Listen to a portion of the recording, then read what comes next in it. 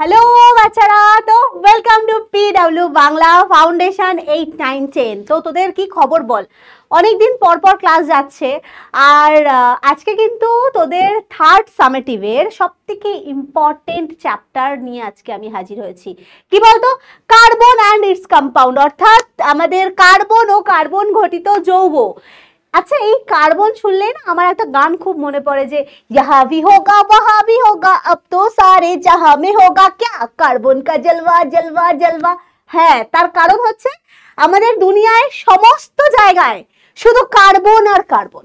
আমরা তৈরিও হয়েছি কার্বন দিয়ে, শুধু কার্বন। মানে তুই যেদিকে খুশি দেখিস, আমার হাত পা বডি সবকিছু, এই বোর্ড পেনের এই যে প্লাস্টিক, আমার মাথার ক্লিপ, এভরিথিং হচ্ছে দেখ পলিমার। সব কিছু কি দিয়ে তৈরি? সব কিছু তৈরি হয়েছে কার্বন দিয়ে।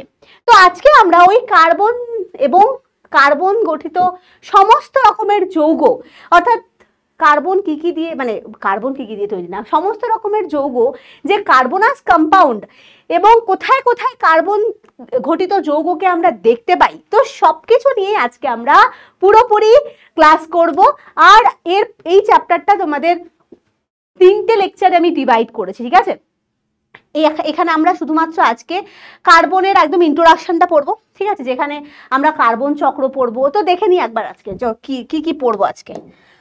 আজকে আমাদের পড়ার বিষয় হচ্ছে জীবজগতে কার্বনের অবস্থান, অর্থাৎ এই যে বলছে যে দুনিয়ায় সব জুড়ে শুধু কার্বন আর কার্বন, তো সেই কার্বনাস কম্পাউন্ড গুলো কোথায় কোথায় রয়েছে সেগুলো একটু সম্পর্কে ইন্ট্রোডাকশন জেনে নেব। আর কি জানবো? কার্বন চক্র সম্পর্কে জানবো, যেটা ভেরি ভেরি ইম্পর্টেন্ট। তারপরে এর থেকেও ভেরি ইম্পর্টেন্ট কোনটা? বহুরূপতা। সেই বহুরূপী বলে একটা মুভি আছে, রিসেন্টলি বেরিয়েছিল, ঠিক আছে? শিবপ্রসাদ এর মুভি আর কৌশানীর। তো সেখানে বহুরূপীর কি ছিল, ওখানে ও বিভিন্ন রকমের সেজে, মানে বিভিন্ন রকমের পার্সোনালিটি থেকে ও আসলে কিন্তু ও চোর ছিল, ঠিক আছে? ব্যাংক ডাকাত করতো, ব্যাংক ডাকাতি নিয়ে এই গল্পটা। তো বহুরূপী সম্পর্কে আমরা ছোটবেলা থেকে কি জানি? যে বহুরূপী মানে সে যিনি, মানুষটা একই কিন্তু সে বিভিন্ন সময় বিভিন্ন রূপে প্রকাশিত হয়। কোনো কোনো সময় সে ভদ্র বেশে আসছে, কোনো কোনো গিরগিটির মতো। যে মানে প্রাণীটা একই, এক এক রকম সময় এক এক রকমের কালার সে চেঞ্জ করে ফেলছে বডির। তো সেরকমই বহুরূপীরাও কি করে, বিভিন্ন রকমের কালার চেঞ্জের বা বিভিন্ন রকমের পোশাক চেঞ্জের মাধ্যমে বা বিভিন্ন রকমের অ্যাপিয়ারেন্স চেঞ্জের মাধ্যমে কি করে, তাদের নিজেকে প্রকাশ করে, আত্মপ্রকাশিত করে। তো সেই আমাদের পৃথিবীতে বেশ কিছু মৌল রয়েছে যারা এরকম বহুরূপী মৌল, অর্থাৎ যাদের বেশ কিছু রূপ সম্পর্কে, মানে মৌলটা একই কিন্তু তারা বিভিন্ন রূপে প্রকাশিত হয়। যেমন আমি এক্সাম্পল দিতে পারি যে অক্সিজেন আর ওজোন। অক্সিজেন পরমাণু বা অক্সিজেন অণু দিয়ে অক্সিজেন গ্যাস তৈরি হয়, জানিস তোরা। আর একইভাবে অক্সিজেন পরমাণু দিয়েই কিন্তু ওজোন গ্যাসও তৈরি হয়। শুধু তাদের ডিফারেন্সটা কি? শুধু তাদের ডিফারেন্স হচ্ছে তাদের ফর্মুলাগত ডিফারেন্স, তাদের গঠনগত ডিফারেন্স। তার মানে কি, মৌলটা অক্সিজেনই, অক্সিজেন দিয়েই তৈরি হচ্ছে, শুধুমাত্র অক্সিজেনই রয়েছে, না তো অন্য কোনো কিছু এক্সট্রা কম্পাউন্ড যুক্ত হচ্ছে, অন্য কোনো আলাদা যৌগ ওখানে ঢুকছে না। পুরোপুরি অক্সিজেন দিয়েই তৈরি হচ্ছে অক্সিজেন গ্যাস এবং ওজোন অণু। তার মানে ভাব, ওরা দুটোই অক্সিজেন হওয়া সত্ত্বেও এদের ডিফারেন্ট ক্যারেক্টারিস্টিক্স রয়েছে। ওজনের এক ধরনের ক্যারেক্টারিস্টিক্স যা ইউভি রশ্মিকে শোষণ করতে পারে, তাই না? আমরা পড়েছি যে ওজোন স্তর আমাদের স্ট্র্যাটোস্ফিয়ার রিজিয়নে থাকে, অর্থাৎ বায়ুমণ্ডলের স্ট্র্যাটোস্ফিয়ার অংশে থাকে হচ্ছে ওজোন পর্দা। সেখানে কিন্তু সূর্য থেকে যে ক্ষতিকারক ইউভি রশ্মিগুলো আসছে সেটা ওজোন অণুগুলো শোষণ করতে পারে, এটা ওজনের একটা বৈশিষ্ট্য। বাট আমাদের নর্মাল অক্সিজেন গ্যাসকে সেটা শোষণ করতে পারে না। তার মানে আমরা দেখতে পাচ্ছি যে সেম টাইপের পরমাণু দিয়ে গঠিত হওয়া সত্ত্বেও তাদের কিন্তু আলাদা আলাদা ক্যারেক্টারিস্টিক্স রয়েছে। তো সেই রকমই বহুরূপীদের ঠিক যেরকম থাকে, মানুষ একটা হওয়া সত্ত্বেও তারা এক এক রকম মানে এক এক সময় এক এক রকম ভান করছে। তাহলে সেই রকম টাইপের কিছু মৌলের আজকে আমরা উদাহরণ শিখব এবং তাদের বহুরূপতাগুলো সম্পর্কে জানবো, যে কারা কারা কোন কোন মৌল এই বহুরূপতা দেখায় আর কাদের কাদের কি কি বহুরূপতা রয়েছে। তাদের মধ্যে ফেমাস হচ্ছে কার্বনের বহুরূপতা, যেটা আমাদের সিলেবাসে বেস্ট, মানে সব থেকে বেশি ভাবে আছে আর সব থেকে বেশি কোশ্চেনও আসে সেখান থেকে। তো চলো শুরু করা যাক, আর দেরি না করে।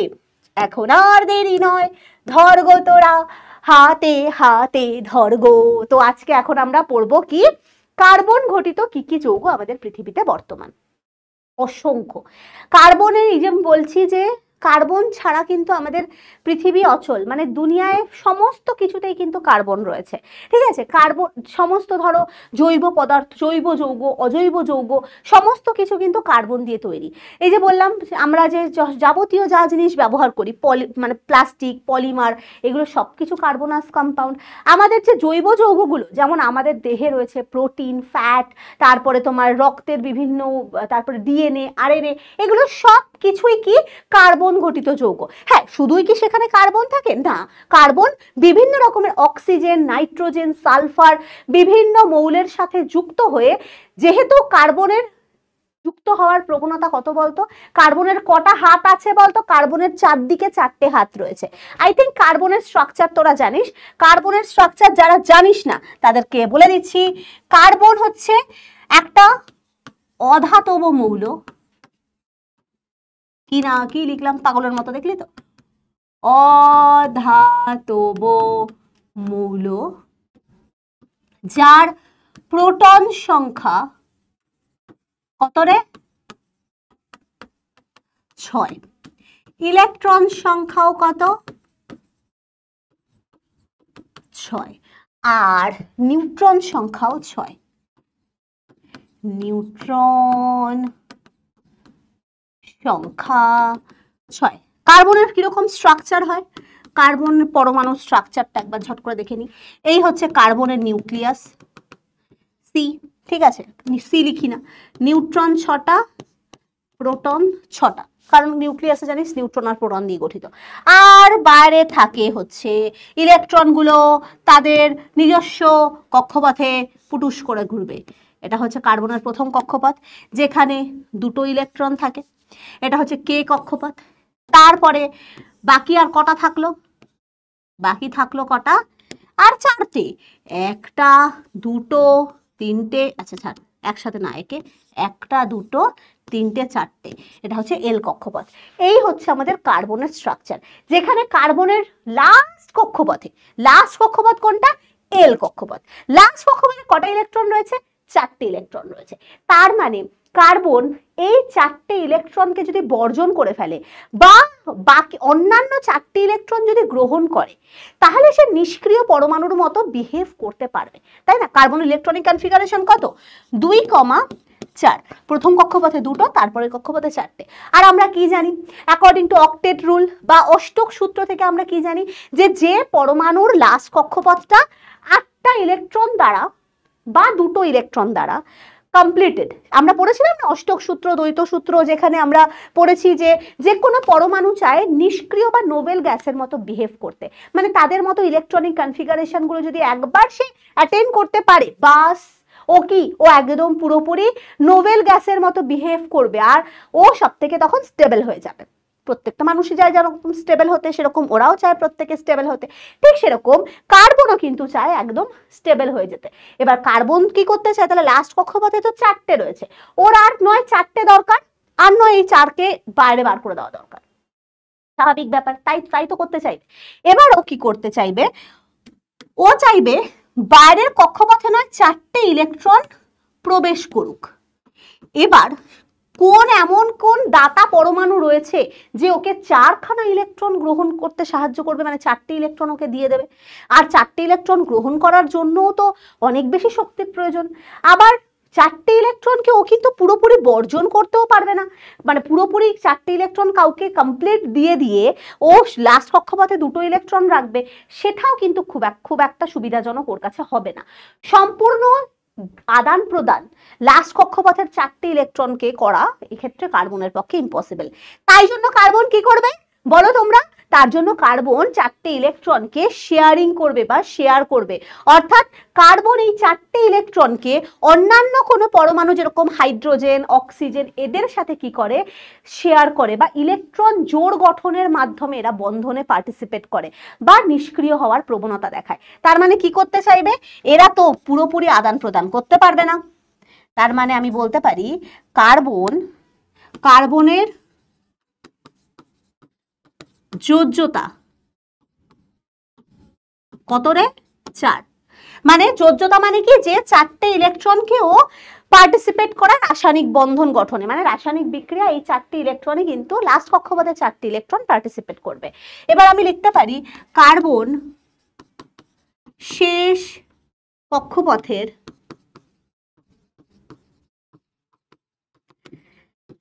চারটি ইলেকট্রনকে সম্পূর্ণ গ্রহণ বা বর্জন করতে পারে না। এটি 4টি ইলেকট্রনকে অন্য কোনো মৌলের সাথে কি করে? শেয়ারিং করে। শেয়ারিং বা আমি এটাকে বাংলায় বলাই যে ইলেকট্রন জোড় গঠনের দ্বারা রাসায়নিক বন্ধনে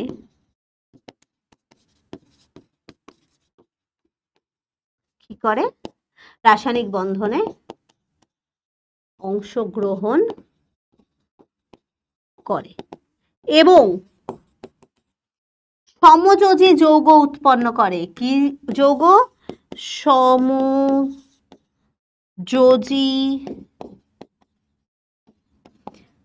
যৌগ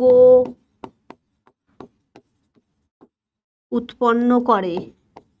এটা খুব ইম্পর্টেন্ট। তাহলে কার্বনাস কম্পাউন্ড গুলো কিরকম টাইপের বলতো? কার্বনাস কম্পাউন্ড গুলো হচ্ছে সমযোজী। কার্বনাস কম্পাউন্ড গুলো হচ্ছে আয়নীয় নয়। কার্বনাস কম্পাউন্ড গুলো কিরকম টাইপের? সমযোজী যৌগ। এটা দেখতে খুব একটা ভালো লাগছে না, না এই কালিটা দ্বারা অন্য কালি দিয়ে লিখি, তাহলে দেখতে ভালো লাগবে। টিং ডিডিং ডিডিং সমযোজী যৌগ গঠন করে। তাহলে সমস্ত কার্বনাস কম্পাউন্ড গুলো কিরকম টাইপের? সমযোজী যৌগ। কার্বনাস কম্পাউন্ড কি কি রয়েছে? যেমন ধর এই যে কার্বন লাস্ট কক্ষপথের 4টে ইলেকট্রন হাইড্রোজেনের সাথে শেয়ারিং করে, হাইড্রোজেনের সাথে শেয়ার করা মানে হচ্ছে সম্পূর্ণ আদান প্রদান নয়, জাস্ট ওকে বলছে যে আমি আমার ইলেকট্রনটা তোকে জাস্ট ইউজ করতে দিচ্ছি, আমি সম্পূর্ণভাবে দিচ্ছি না, এবং এটাকে বলা হয় ইলেকট্রন জোড় গঠন বা সমযোজী বন্ধন। এটা আয়নীয় বন্ধন কখন হতো? যেটা NaCl এর ক্ষেত্রে হয়, যেটা লবণগুলোর ক্ষেত্রে মেনলি হয়, যেখানে ইলেকট্রনগুলো ধাতুটা মানে সোডিয়াম, ম্যাগনেসিয়াম এরা বা ক্যালসিয়াম এরা অধাতুগুলোকে সম্পূর্ণভাবে দিয়ে দেয় এবং অধাতুগুলো সম্পূর্ণভাবে ওই ইলেকট্রনগুলো নিয়ে অ্যানায়নে পরিণত হয় আর ওই ধাতুটা ক্যাটায়নে পরিণত হয় এবং আয়ন গঠন দ্বারা তখন কিন্তু আয়নীয় যৌগ বা আয়নীয় বন্ধন গঠন হয়। এটা আমরা আয়নীয় বন্ধন আর সমযোজী বন্ধনে পড়েছি, আমাদের ফার্স্ট সামেটিভেই ছিল। এনিওয়ে এটা কি তৈরি হচ্ছে? তাহলে এখানে দেখতে পাচ্ছ এই হচ্ছে হাইড্রোজেন, এটা হাইড্রোজেন, এটা হাইড্রোজেন, এটা হাইড্রোজেন। আর কার্বনটাকে দেখ, কার্বনের যে গোল্লাটা সেই গোল্লাটার মধ্যেও খেয়াল কর 8টা ইলেকট্রন। কারণ কার্বন একা হাইড্রোজেনকে ইলেকট্রন শেয়ার করবে তা তো না, হাইড্রোজেন গুলোরও তো একটি করে ইলেকট্রন, ওরাও তো চাইবে যে আমারও যাতে লাস্ট কক্ষপথে 2টো ইলেকট্রন বা হিলিয়ামের মতো স্ট্রাকচার সে পায়। তাহলে হাইড্রোজেন কি বলতে চাইবে? ঠিক আছে আমি আমার ইলেকট্রনটা তোকে শেয়ার করব, কার্বন বলছে ঠিক আছে আমি আমার লাস্টের একটা ইলেকট্রন তোর সাথে শেয়ার করবো। এই করে 4টে হাইড্রোজেনকে সে ডাকে, আয় আয় আয় আয় আমি 4টে ইলেকট্রনকে তোকে শেয়ার করতে পারি তোর সাথে, ওদের সাথে। তাহলে 4টে হাইড্রোজেন ওর কাছে আসবে এবং এরকম ভাবে একে অপরের সাথে ইলেকট্রন শেয়ার করবে। হাইড্রোজেনের একটা ইলেকট্রন কার্বনকে শেয়ার করলো, কার্বনের একটা ইলেকট্রন হাইড্রোজেনকে শেয়ার করলো, এই করে 4টে হাইড্রোজেনের সাথে ও মিথেন অণু গঠন করে।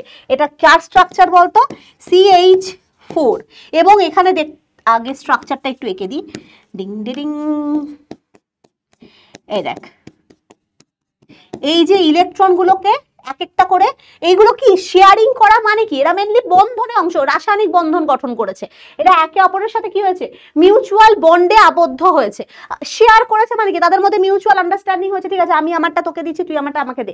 তার মানে কি হচ্ছে, আমাদের মধ্যে একটা মিউচুয়াল বন্ড তৈরি হচ্ছে, এবং এটাকে আমরা কি বলবো, এটাকে আমরা বলি এই এক একটা প্রত্যেকটা হচ্ছে এখানে সমযোজী বন্ধন। এটাই হচ্ছে আমাদের কি মিথেনের স্ট্রাকচার। আর মিথেনের ফর্মুলা আমরা কি জানি, মিথেনের ফর্মুলা আমরা জানি CH4, আর এটা হচ্ছে একটা সমযোজী যৌগ, সমযোজী যৌগ। আর মিথেন তোমরা জানো হয়তো, মিথেন হচ্ছে মেনলি সাধারণত পচা জায়গা থেকে মার্স গ্যাস বলা হয় মিথেনের। আরেকটা নাম কি বলতো, মিথেনের আরেকটা নাম হচ্ছে মার্স গ্যাস, এটার নাম মার্স গ্যাস। মার্স গ্যাস কেন বলা হয় জানিস, তার কারণ মার্সি এরিয়া থেকে তৈরি হয়। মানে মার্সি এরিয়া বলতে হচ্ছে পচা জমা জল, মানে খুব মানে জঘন্যতম একটা জায়গা, ঠিক আছে, ডাস্টবিন জাতীয় এরিয়া থেকে এই গ্যাসটা প্রডিউস হয়। মেনলি বিভিন্ন ব্যাকটেরিয়ার দ্বারা জৈব যৌগগুলো পচনের মাধ্যমে এই গ্যাসটা তৈরি হয় বলে এটাকে আমরা বলি মার্স গ্যাস। তার মিথেন হচ্ছে খুব ভালো একটা দাহ্য গ্যাস। দাহ্য মানে কি, ও কিন্তু ইজিলি আগুন জ্বলে যেতে পারে এই গ্যাসে। তাহলে এই মিথেন হচ্ছে খুব ভালো একটা কি গ্যাস, দাহ্য গ্যাস, ঠিক আছে, মাথায় থাকবে। তাহলে এইখানে দেখতে পাচ্ছিস কার্বনাস কম্পাউন্ড, তাহলে কি হলো, এই যে মিথেন গ্যাসটা হলো, যেটা ওটা হচ্ছে সমযোজী যৌগ। এরকম অন্যান্য যে কোনো তুই যৌগ নিয়ে নে, আমাদের যে সবথেকে মানে সবথেকে পপুলার কার্বনাস যৌগকে, এই যে ধরো কার্বন ডাই অক্সাইড, তাই না, কার্বন ডাই অক্সাইড হচ্ছে পপুলার কার্বনাস কম্পাউন্ড। তো তুই যদি এখন কার্বন ডাই অক্সাইডের ডায়াগ্রাম আঁকিস, CO2 কি হয় বলতো, CO2 তে কার্বন লাস্টের দুটো ইলেকট্রন, লাস্টের 4টে ইলেকট্রন রয়েছে, এরকম ভাবে 4টে ইলেকট্রনকে আমি আঁকলাম, ঠিক আছে, লাস্ট কক্ষপথ ইলেকট্রনটাকে আঁকছি। আর দুটো অক্সিজেন রয়েছে, ও কি বলে, আয় আয় দুটো অক্সিজেন আমার কাছে আয়, আমি দুজনকে দুটো করে শেয়ার করব। কেন দুটো করে শেয়ার করব বলে, কারণ এই যে অক্সিজেন আছে, দাঁড়া অক্সিজেনটাকে অন্য কালি দিয়ে আঁকি। এই যে অক্সিজেন গুলো লাস্ট কক্ষপথে কটা ইলেকট্রন বলতো, একটা দুটো তিনটে চারটে পাঁচটা ছটা। এই অক্সিজেনটারও তাই, অক্সিজেনের লাস্ট কক্ষপথে কটা ইলেকট্রন থাকে জানিস তোরা, 6টা ইলেকট্রন থাকে। তাহলে 6টা ইলেকট্রন অক্সিজেনের লাস্টে আছে, আর কার্বনের আছে 4টে ইলেকট্রন। অক্সিজেনের নিষ্ক্রিয় ইলেকট্রন হওয়ার জন্য বা অক্টেড বা অষ্টক কমপ্লিট করার জন্য আর কটা দরকার, 6টা তো ওর অলরেডি আছে, 8টা কমপ্লিট করার জন্য কটা দরকার আছে, আর এক্সট্রা দুটো দরকার রয়েছে, তাই না। যদি তোদের এখন মনে হতে পারে যে কেন 8টা করবে, এগুলো সমস্ত কিছু আমি পড়িয়েছি, রাসায়নিক বিক্রিয়া চ্যাপ্টারে এগুলো সব পড়িয়েছি, যে কেন কোনো মৌল নিষ্ক্রিয় গ্যাসের মতো বিহেভ করতে চায়, তাদের যোজ্যতা, যোজক ইলেকট্রন, হ্যাঁ না না, এগুলো সব আমি পড়িয়ে দিয়েছি। যদি কেউ না দেখে থাকিস তাহলে রাসায়নিক গণনা থেকে দেখে নে, ঠিক আছে, কোনো চাপ নেই। আচ্ছা, যেটা বলছিলাম, কি বলছিলাম, এই যে অক্সিজেন লাস্ট কক্ষপথে 6টা আছে, আর দুটো যদি ও কারুর থেকে ধার পায়, তাহলে ও কি আরামসে নিষ্ক্রিয় বা নোবেল গ্যাসের মতো বিহেভ করতে পারবে। এবার ও কি করে, কার্বন বলছে যে আমার কাছে তো 4টে রয়েছে, আমি তো দুটো অক্সিজেন আমার কাছে আয়, আমি তোকে দুটো ধার দেবো, তোকে দুটো ধার দেবো। তাহলে এই করে কার্বনের এই যে দুটো ওকে ধার দেয়, দুটো একে ধার দেয়।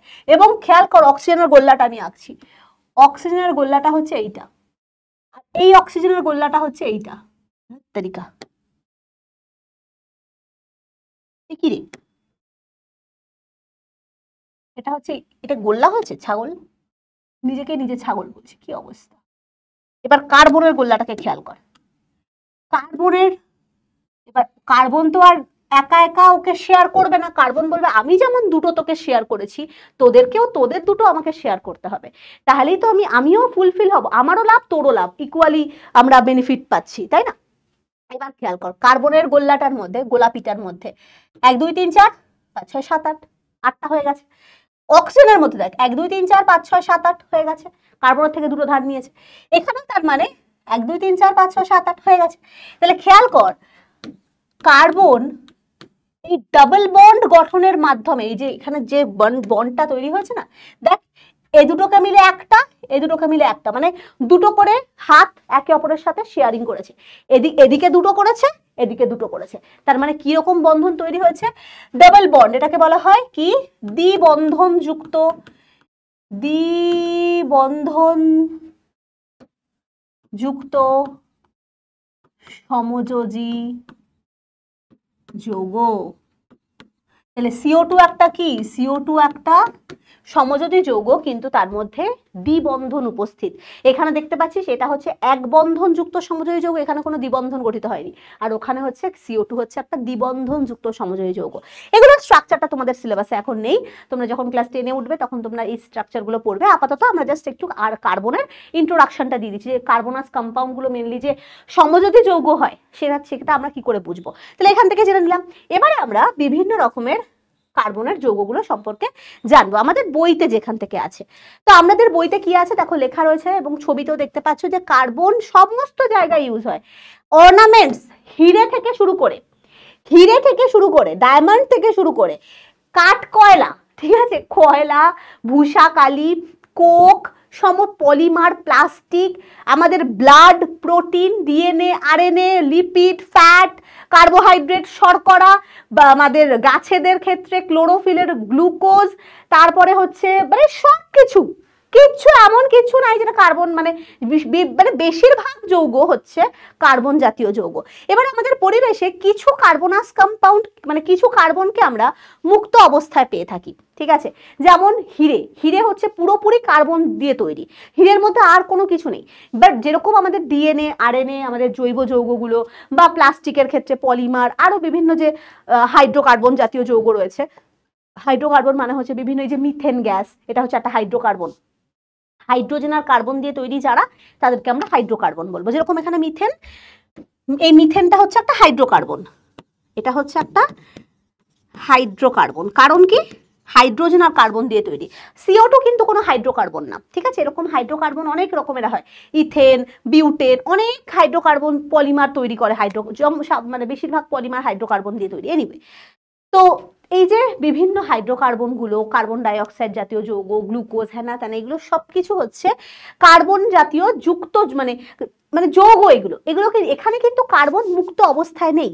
বেশিরভাগ যৌগ রূপে কার্বন কিন্তু অনেক জাতীয় মৌলের সাথে বন্ড তৈরি করে থাকে। যেরকম আমি দেখলাম কার্বন ডাই অক্সাইডের সাথে কার্বন অক্সিজেনের সাথে বন্ড করে রেখেছে, সেরকমই কিন্তু কার্বন অনেক রকমের যৌগ, যেমন গ্লুকোজের ক্ষেত্রে C6H12O6, যেখানে কার্বন কি করেছে, হাইড্রোজেন আর অক্সিজেনের সাথে বন্ড করে এই গ্লুকোজ যৌগটা সৃষ্টি করেছে। সেরকমই এরকম অনেক টাইপের, তারপর ডিএনএ, আরএনএ, প্রোটিন, সমস্ত জায়গায় কিন্তু কার্বন, বিশেষ করে অক্সিজেন, হাইড্রোজেন, নাইট্রোজেন, সালফার, এই টাইপের মৌলগুলোর সাথে, অধাতুদের সাথে যুক্ত হয়ে জৈব যৌগ বা বিভিন্ন রকমের অজৈব যৌগ, শুধু জৈব যৌগই আমি বলছি না, বিভিন্ন অজৈব যৌগ যেমন পলিমার টাইপের যৌগ, বিভিন্ন জৈব অজৈব যৌগ উৎপন্ন করে কার্বন।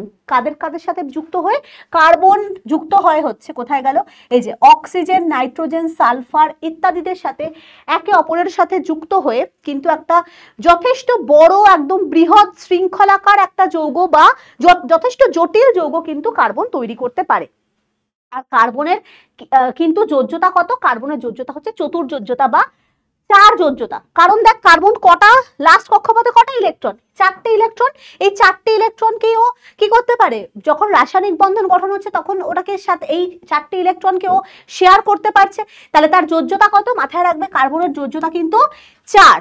কার্বনকে এরকম সব সময় কার্বনকে এরকম 4টে যোজ্যতা, এরকম 4টে হাত বাড়িয়ে রাখেও, আর 4টে হাত দিয়ে ও ডাকে যে আজা আজা মেহু প্যার তেরা, সবাইকে এরকম ডাকতে থাকে, আসো আসো আমার সাথে, কে কে বন্ড গঠন করবে, চারদিকে 4 জনকে এরকম ভাবে ডাকে, বা এরকম মানে জাস্ট শেয়ার করতে চায় 4টে ইলেকট্রনকেও, যাতে ও নিষ্ক্রিয় ইলেকট্রন বিন্যাস গঠন করতে পারে। কি বললাম, বুঝতে পেরেছিস?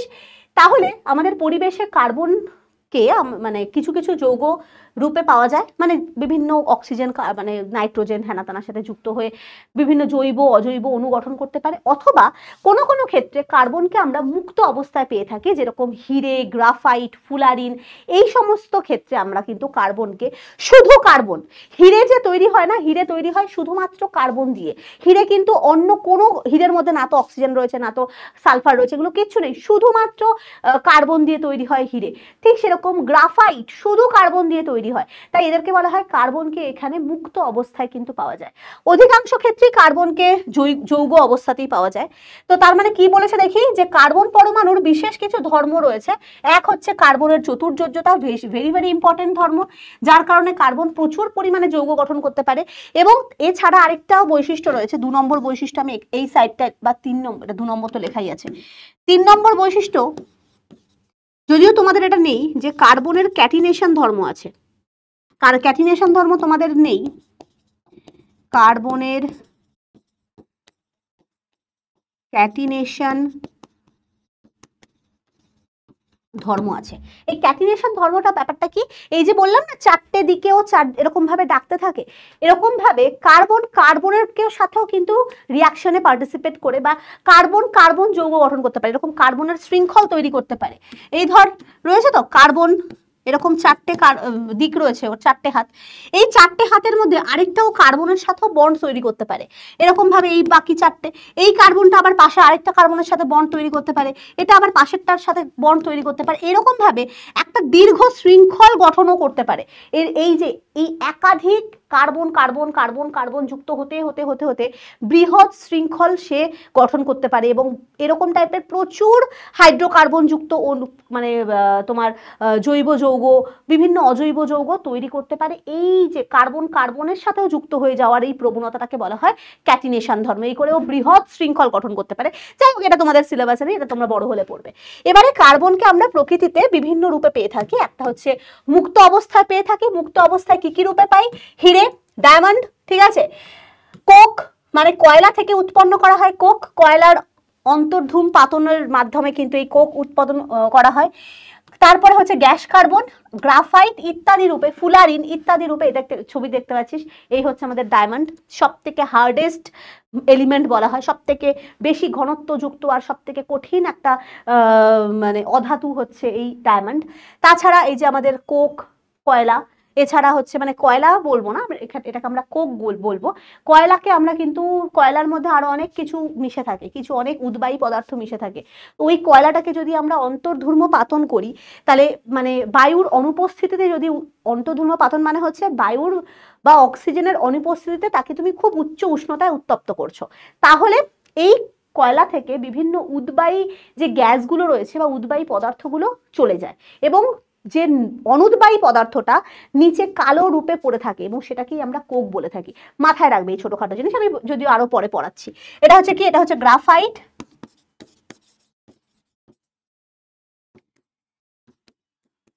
কোক, এটা হচ্ছে হিরে। এরা হচ্ছে সম্পূর্ণ কার্বন দিয়ে তৈরি, এরা কার্বন ছাড়া আর কিচ্ছু থাকে না এদেরকে, তাই এদেরকে বলা হয় কার্বনের। এখানে হচ্ছে মুক্ত অবস্থায় কার্বনকে পাওয়া যায়, কিন্তু কার্বনকে কিন্তু বিভিন্ন যৌগ রূপেও কিন্তু পাওয়া যাচ্ছে। কি কি যৌগ রূপে পাওয়া যায়? প্রথম হচ্ছে উদ্ভিদ ও প্রাণী দেহের গঠনে উপাদান রূপে কার্বনকে কোথায় কোথায় পাওয়া যায়। ফার্স্ট হচ্ছে আমি বলবো উদ্ভিদের দেহে বিভিন্ন গ্লুকোজ যখন খাদ্য রূপে, পাতার ক্লোরোফিল যখন বাতাসের তোমার সূর্যালোকের উপস্থিতিতে তোমার কি করে, কার্বন ডাই অক্সাইড গ্যাসের উপস্থিতিতে ও যখন খাদ্য তৈরি করে পাতায়, এবং তোর শর্করা জাতীয় বা যেটাকে আমরা সালোক সংশ্লেষ পদ্ধতিতে গ্লুকোজ তৈরি করে যখন পাতায়, তো সেই গ্লুকোজ হচ্ছে একটা কার্বন জাতীয় যৌগ। কারণ জানিস গ্লুকোজ C6H12O6, তাহলে এটা হচ্ছে গ্লুকোজ, যেটা কার্বন জাতীয় যৌগ। এছাড়া আমাদের উদ্ভিদের মধ্যে বা প্রাণীদেহের মধ্যে ডিএনএ, আরএনএ, সেলুলোজ হচ্ছে উদ্ভিদের সেল ওয়াল গঠনে বা কোষ প্রাচীর গঠনে কাজ করে। কার্বোহাইড্রেট, শর্করা, সমস্ত কিছু কিন্তু কার্বন দিয়ে তৈরি। এই যে তাছাড়া লিপিড মানে ফ্যাট, এটিপি, অ্যাডিনোসিন ট্রাইফসফেট, ঠিক আছে, এগুলো নিশ্চয়ই জানিস, এগুলো সব বায়োলজিতে পড়েছিস কিছু কিছু। তো এই সময় দেখ ডিএনএর স্ট্রাকচারে, ডিএনএর এই যে প্রত্যেকটা স্ট্রেনগুলো, এগুলো সব কিন্তু কার্বন দিয়ে তৈরি। কার্বন, হাইড্রোজেন, নাইট্রোজেন, অক্সিজেন, এগুলো একে অপরের সাথে যুক্ত হয়ে এরকম ডিএনএ, আরএনএ, এই এটিপি, এগুলো সব তৈরি হয়। বুঝতে পেরেছিস তাহলে? এছাড়া আর কি, সজীব পদার্থের প্রধান উপাদান রূপে আমরা কার্বনকে পেয়ে থাকি।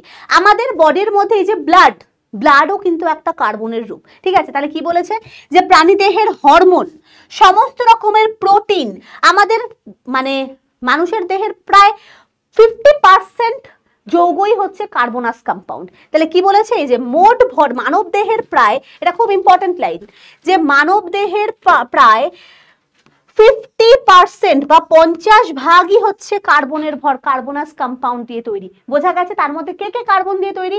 আমাদের শরীরের মধ্যে থাকা ফ্যাট, লিপিড, তারপরে প্রোটিন, তারপরে যাবতীয় কিছু, এই যে ব্লাড, হরমোন, সব কিছু যৌগর মধ্যে কে আছে? কার্বন দিয়ে গঠিত এরা। আচ্ছা, এই দেখা যাচ্ছে, দেখো শর্করা, লিপিড, বিভিন্ন হাইড্রোকার্বন, হাইড্রোজেন অক্সিজেনের সাথে যুক্ত হয়ে এরা কিন্তু যৌগ গঠন করে। আর প্রোটিন অণুতে কার্বন প্রধানত হাইড্রোজেনের সাথে যুক্ত হয়, নাইট্রোজেনের সাথে যুক্ত হয়, অক্সিজেনের সাথে যুক্ত হয়ে কিন্তু যৌগ গঠন করে। এই যে বলছে যে ডিএনএ, আরএনএ, প্রোটিন, এগুলো সবকিছু কার্বনাস কম্পাউন্ড। তো সেখানে তো আর শুধু কার্বন থাকে না, সেখানে কিন্তু কার্বন ছাড়াও, এই যেমন এখানে দেখ গ্লুকোজের মধ্যে কার্বন হাইড্রোজেন আর অক্সিজেনের সাথে যুক্ত হয়েছে, সেরকমই প্রোটিন জাতীয়, ঠিক আছে, অ্যামাইনো অ্যাসিড, প্রোটিন, এই নিউক্লিক অ্যাসিড, এই সমস্ত কিছু হচ্ছে কার্বন বিভিন্ন হাইড্রোজেনের সাথে, অক্সিজেনের সাথে, এদের সাথে যুক্ত হয়ে, নাইট্রোজেনের সাথে যুক্ত হয়ে প্রোটিন, লিপিড, ফ্যাট ইত্যাদি তৈরি করে। ঠিক আছে, এগুলো হচ্ছে জৈব যৌগে কি কোথায় কোথায় কার্বনকে পাওয়া যায়। এছাড়া আর কোথায় পাওয়া যায় বলতো কার্বনকে? জ্বালানি রূপে বেস্ট। এই যে কাঠ কয়লা জ্বালাই আমরা, গাছের গুড়ি থেকে কাঠ পাই, সেখান থেকে আমরা রান্না বান্নার ক্ষেত্রে জ্বালাচ্ছি। তাহলে কাঠ কয়লা রূপে পুরোপুরি কাঠ বা গাছের যে গুড়ি ফুড়িগুলো কি দিয়ে তৈরি হয়? কার্বন দিয়ে তৈরি হয়। ঠিক আছে, এছাড়া আমাদের মাটির তলায় এই যে কয়লা, বহু যুগ ধরে আমরা পড়েছি কয়লা উৎপাদন, যে বহু যুগ ধরে একটা বিভিন্ন রকমের উদ্ভিদ, প্রাণী, সমস্ত কিছু কোনো প্রাকৃতিক দুর্যোগের ফলে মাটির তলায় চাপা পড়ে গিয়ে মানে কোটি কোটি বছর ধরে অত্যাধিক চাপ আর তাপের প্রভাবে মাটির তলায় কিন্তু কয়লা জাতীয় মানে জ্বালানি উৎপাদন করেছে। এছাড়া হচ্ছে পেট্রোলিয়াম থেকে, পেট্রোলিয়ামের খনি থেকে পাওয়া পেট্রোলিয়াম গ্যাস, যেখান থেকে আমরা এলপিজি, তারপরে হচ্ছে সিএনজি ইত্যাদি পেয়ে থাকি। তাহলে এগুলো মানে প্রাকৃতিক গ্যাস যে পেয়ে থাকি, এগুলো পুরোপুরি কি দিয়ে তৈরি? পুরোপুরি কার্বন দিয়ে তৈরি। কেন বল? তার কারণ হচ্ছে এই যে এই কয়লা, পেট্রোলিয়াম গ্যাস, এগুলো সমস্ত কিছু যে তৈরি হচ্ছে, এগুলো কি থেকে তৈরি হয়েছে? সমস্ত জীবদেহ মাটির তলায় গিয়ে পচে গলে নষ্ট হয়ে বহু বছর ধরে অত্যাধিক চাপ আর তাপের ফলে তৈরি হয়েছে। তার মানে আমি কি বলতে পারি? যে সমস্ত কিছু তো কার্বন দিয়েই তৈরি ছিল। আমাদের জীবদেহ, উদ্ভিদ দেহ সব তো কার্বনটা দিয়েই তৈরি ছিল। তো ওগুলো যখন মাটির তলায় চলে যাচ্ছে, মাটির তলায় গিয়ে কার্বনটা কি অন্য কিছুতে পরিণত হয়ে যাচ্ছে? কার্বন তো কার্বনই থাকছে। তো সেই কার্বনগুলোই কিন্তু পচে গলে মানে অত্যাধিক চাপের প্রভাবে অনেক বছর ধরে থাকতে থাকতে থাকতে থাকতে ওইখানে একটা জ্বালানি উৎপন্ন করছে। তাহলে সেই জ্বালানিটাও যেটা হবে, যেটা কয়লা উৎপন্ন করছে, যে সেটাও কি? সেটাও তো কার্বনাস কম্পাউন্ডই হবে। তাহলে বোঝা গেছে যে আমাদের মাটির তলায় যে পেট্রোলিয়াম, প্রাকৃতিক গ্যাস, মার্স গ্যাস মানে হচ্ছে মিথেন, এই যে এগুলো যে তৈরি হয়, এগুলো মেনলি হাইড্রোকার্বন রূপে কিন্তু এদেরকে পাওয়া যায়। মানে কার্বনের সাথে হাইড্রোজেন যুক্ত হয়ে বিভিন্ন এই যৌগগুলো তৈরি করে। বোঝা গেছে? তাহলে নেক্সট হচ্ছে আকরিক রূপে। আমাদের আকরিক বলতে কি বোঝায় বলতো? আমাদের মাটির তলায় এই যে আমরা লোহা ব্যবহার করছি, অ্যালুমিনিয়াম ব্যবহার করছি, বিভিন্ন টাইপের ধাতুদেরকে যে ব্যবহার করি, তা ওগুলো কোথায় পাওয়া যায়? মাটির তলায়। আমরা জানি কি যে কপার, অ্যালুমিনিয়াম, লোহা সমস্ত কিছু আমরা মাটির তলায় খনিতে পেয়ে থাকি, তাই তো? তো তার মানে কি মাটির তলায় এরকম মাটিকে খোঁড়া হয় ভালোভাবে, তো মাটিকে খুঁড়ে ওই সমস্ত পদার্থগুলোকে উত্তোলন করা হয়। তা ওগুলো কি পুরো একদম মানে পিওর রূপে থরি না থাকে, আকরিক রূপে থাকে তারা। মানে হচ্ছে এরা এই যে লোহা, তার মানে কি আমাদের মাটির তলায় পুরো লোহা রয়েছে, একদম লোহা, সমস্ত কিছু লোহার রয়েছে, যে ওগুলো মাটি থেকে তুলবো আর ব্যবহার করব, মাটি থেকে তুলবো আর একটা করে লোহার রড বানাবো, আর বা লোহার কিছু বানিয়ে দেবো আর যন্ত্র রূপে ওটাকে ইউজ করে ফেলবো। এরকম কি কখনো হয় যে মাটি থেকে অ্যালুমিনিয়াম তুলবো, ওইটাকে একটুখানি পরিষ্কার ধুয়ে নেবো, বাস ওটাকে অ্যালুমিনিয়ামের থালা হিসাবে, অ্যালুমিনিয়ামের ফয়েল হিসাবে ব্যবহার করতে পারবো? এরকম কিছু হয় না। তার কারণ ওই যে মাটির তলায় ওই ধাতুগুলো বিভিন্ন যৌগ রূপে থাকে, বিশেষ করে অক্সাইড রূপে থাকে, সালফাইড রূপে থাকে, কার্বনেট রূপে থাকে, বিভিন্ন যৌগ রূপে থাকে। তাহলে এদেরকেই বলা হয় আকরিক। অর্থাৎ মাটির তলায় এই সমস্ত যৌগ থেকে, যেরকম আমি যদি এক্সাম্পল দিই, জানো যে আয়রনকে রেড হেমাটাইট রূপে মাটির তলায় পাওয়া যায়, অর্থাৎ Fe2O3, এটাকে বলা হয় রেড হেমাটাইট। এটা হচ্ছে আয়রনের একটা আকরিক। এইগুলোকে বলা হয় আকরিক কারণ এদের থেকে আমরা খুব বিভিন্ন রকমের পদ্ধতি ইউজ করে, বিজারণ, কার্বন বিজারণ, থার্মিক প্রসেস, বিভিন্ন রকমের পদ্ধতি ইউজ করে আমরা অক্সিজেনটাকে তাড়িয়ে দিয়ে আমরা পিওর লোহাটাকে পেয়ে থাকি। তার মানে আমরা মাটির তলায় যে পিওর লোহা পাবো, পিওর কপার পাবো, পিওর অ্যালুমিনিয়াম পাবো, এরকম কিন্তু হয় না। এরা কিন্তু বিভিন্ন বিভিন্ন যৌগ রূপে থাকে। যৌগ রূপে সেটা অক্সিজেনের সাথে বিক্রিয়া করে থাকতে পারে, সালফারের সাথে থাকতে পারে, মেনলি অধাতুর সাথে বা মূলকগুলো যেমন কার্বনেটের সাথে, সালফেটের সাথে, বিভিন্ন রকমের অধাতব মৌল বা অধাতব মূলকের সাথে এরা বিক্রিয়া করে আকরিক গঠন করে। আরো এরকম প্রচুর আকরিক রয়েছে, যেমন সিডেরাইট রয়েছে, এটা হচ্ছে আয়রনের একটা আকরিক, অক্সাইড রূপে আকরিক Fe2CO3 বা FeCO3। এটা হচ্ছে সিডারাইট বা যেটাকে বলা হয় স্প্যাথিক আয়রন। খেয়াল করে দেখ, এখানে আয়রনটা কার্বনেট মূলকের সাথে যৌগ গঠন করে রয়েছে, এগুলো হচ্ছে সব আকরিক। ঠিক সেরকমই, তার মানে খেয়াল কর, আকরিক গঠনেও কিন্তু কার্বনের ভূমিকা রয়েছে। এরকম সব আকরিকের মধ্যে যে কার্বন থাকে এমন কোনো কথা নেই, দেখতেই পাচ্ছিস এটার মধ্যে কার্বন নেই, বাট বেশ কিছু আকরিকের মধ্যে কিন্তু কার্বন রয়েছে। যেমন কি কি, যেমন দেখ জিঙ্কের একটা আকরিক হয় ক্যালামাইন, এটার নাম, এটার ফর্মুলা কি বলতো, ZnCO3। এই ক্যালামাইনের মধ্যে দেখ, ক্যালামাইন হচ্ছে একটা জিঙ্কের আকরিক। এছাড়া জিঙ্কের আরো অনেক আকরিক হয়, জিঙ্ক ব্লেন্ড হয়, জিঙ্কাইট হয়, আরো অনেক আকরিক হয়। জিঙ্ক ব্লেন্ড হচ্ছে ZnS, জিঙ্কাইট হচ্ছে ZnO। তার মানে বিভিন্ন রকমের আকরিক কিন্তু পাওয়া যায়। তার মধ্যে একটা ফেমাস আকরিক কি, ক্যালামাইন বা জিঙ্ক কার্বনেট। তার মানে দেখ আকরিক রূপে, এছাড়া হচ্ছে ডলোমাইট, তারপরে হচ্ছে চুনা পাথর, চুনা পাথর তো খুব ফেমাস, ক্যালসিয়াম কার্বনেট CaCO3, যেখান থেকে আমরা ক্যালসিয়ামকে পেয়ে থাকি। কি বললাম বুঝতে পেরেছো? এছাড়া কি ডলোমাইট, তাছাড়া ম্যাগনেসাইট MgCO3, ম্যাগনেসাইট, এগুলো সবকটাই হচ্ছে আমাদের বিভিন্ন, এটা হচ্ছে ম্যাগনেসিয়ামের আকরিক, এটা হচ্ছে আয়রনের আকরিক, এটা হচ্ছে জিঙ্কের আকরিক। তাছাড়া হচ্ছে কপার কার্বনেট রূপে থাকে CuCO3,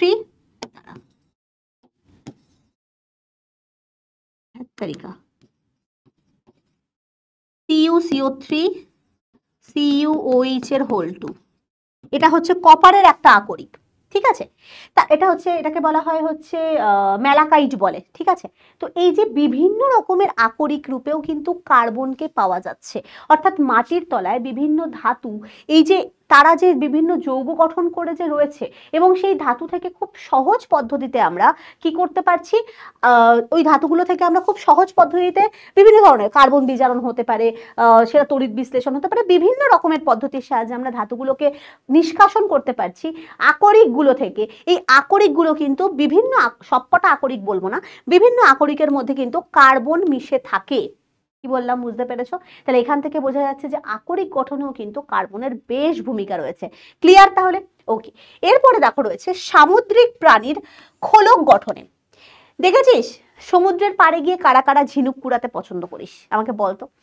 আমি তো খুব পছন্দ করি, যে এরকম পুরো একদম ঢেউটা যখন চলে যায় একদম সুন্দর ঝিনুক হয়ে থাকে, তারপর ঝিনুকগুলো তুলতে ভালো লাগে। তা ঝিনুকের যে খোলাটা, সবাই বলে ঝিনুকের মধ্যে মুক্তো পাওয়া যায়, আপাতত আমি এখনো পর্যন্ত পাইনি, তোরা কি কেউ পেয়েছিস তাহলে কমেন্টে জানাবি। ঠিক আছে, তো ঝিনুকের যে খোলাটা, শামুকের যে খোলাটা, তারপরে এই যে এই সব চিংড়ি মাছের যে খোলাটা, এইগুলো কি দিয়ে তৈরি?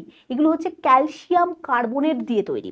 আমাদের সমুদ্রের জলে যে কার্বন ডাই অক্সাইডটা দ্রবীভূত থাকে, আমাদের সমুদ্রের জলে অক্সিজেন দ্রবীভূত থাকে, যেটার সাহায্যে মানে বিভিন্ন অ্যাকোয়াটিক অ্যানিমেলসরা শ্বাসকার্য বা তারা মানে ব্রিদিং করতে পারে। তার কারণ হচ্ছে আমাদের সমুদ্রের জলে অক্সিজেন থাকে, বিভিন্ন জল, আমাদের পুকুরের জলেও অক্সিজেন দ্রবীভূত থাকে। ঠিক সেরকম অক্সিজেনের ছাড়াও কিন্তু কার্বন ডাই অক্সাইডও দ্রবীভূত থাকে। এই সমুদ্রের জলে থাকা কার্বন ডাই অক্সাইড ক্যালসিয়াম বা ওই ক্যালসিয়াম আর জলের সাথে মিশে এরা কিন্তু ক্যালসিয়াম কার্বনেট উৎপন্ন করে। এদের জন্য কে দায়ী?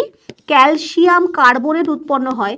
এই ক্যালসিয়াম কার্বনেটটাই হচ্ছে এই সমস্ত ঝিনুক, শামুক, এদের যে খোলাটা, এদের যে ওপরের যে শেলটা, এই শেলটা গঠনের জন্য দায়ী হয়। তার মানে এদের যে শেল গঠনের ক্ষেত্রেও কিন্তু কার্বনের একটা বিশেষ ভূমিকা রয়েছে।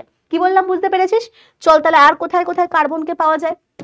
নেক্সট হচ্ছে পোশাকের বিভিন্ন উপাদান রূপে। পোশাকের উপাদান কি? আমরা যে বিভিন্ন সুতো দিয়ে, মানে সমস্ত যে উলের পোশাক পরি, রেশমের পোশাক পরি, এগুলোও কিন্তু কার্বন দিয়ে তৈরি হয়। তার মানে খেয়াল করতে পারছি যে দুনিয়ায় সবকিছুই প্রায় কার্বন দিয়ে তৈরি, অধিকাংশ জিনিস।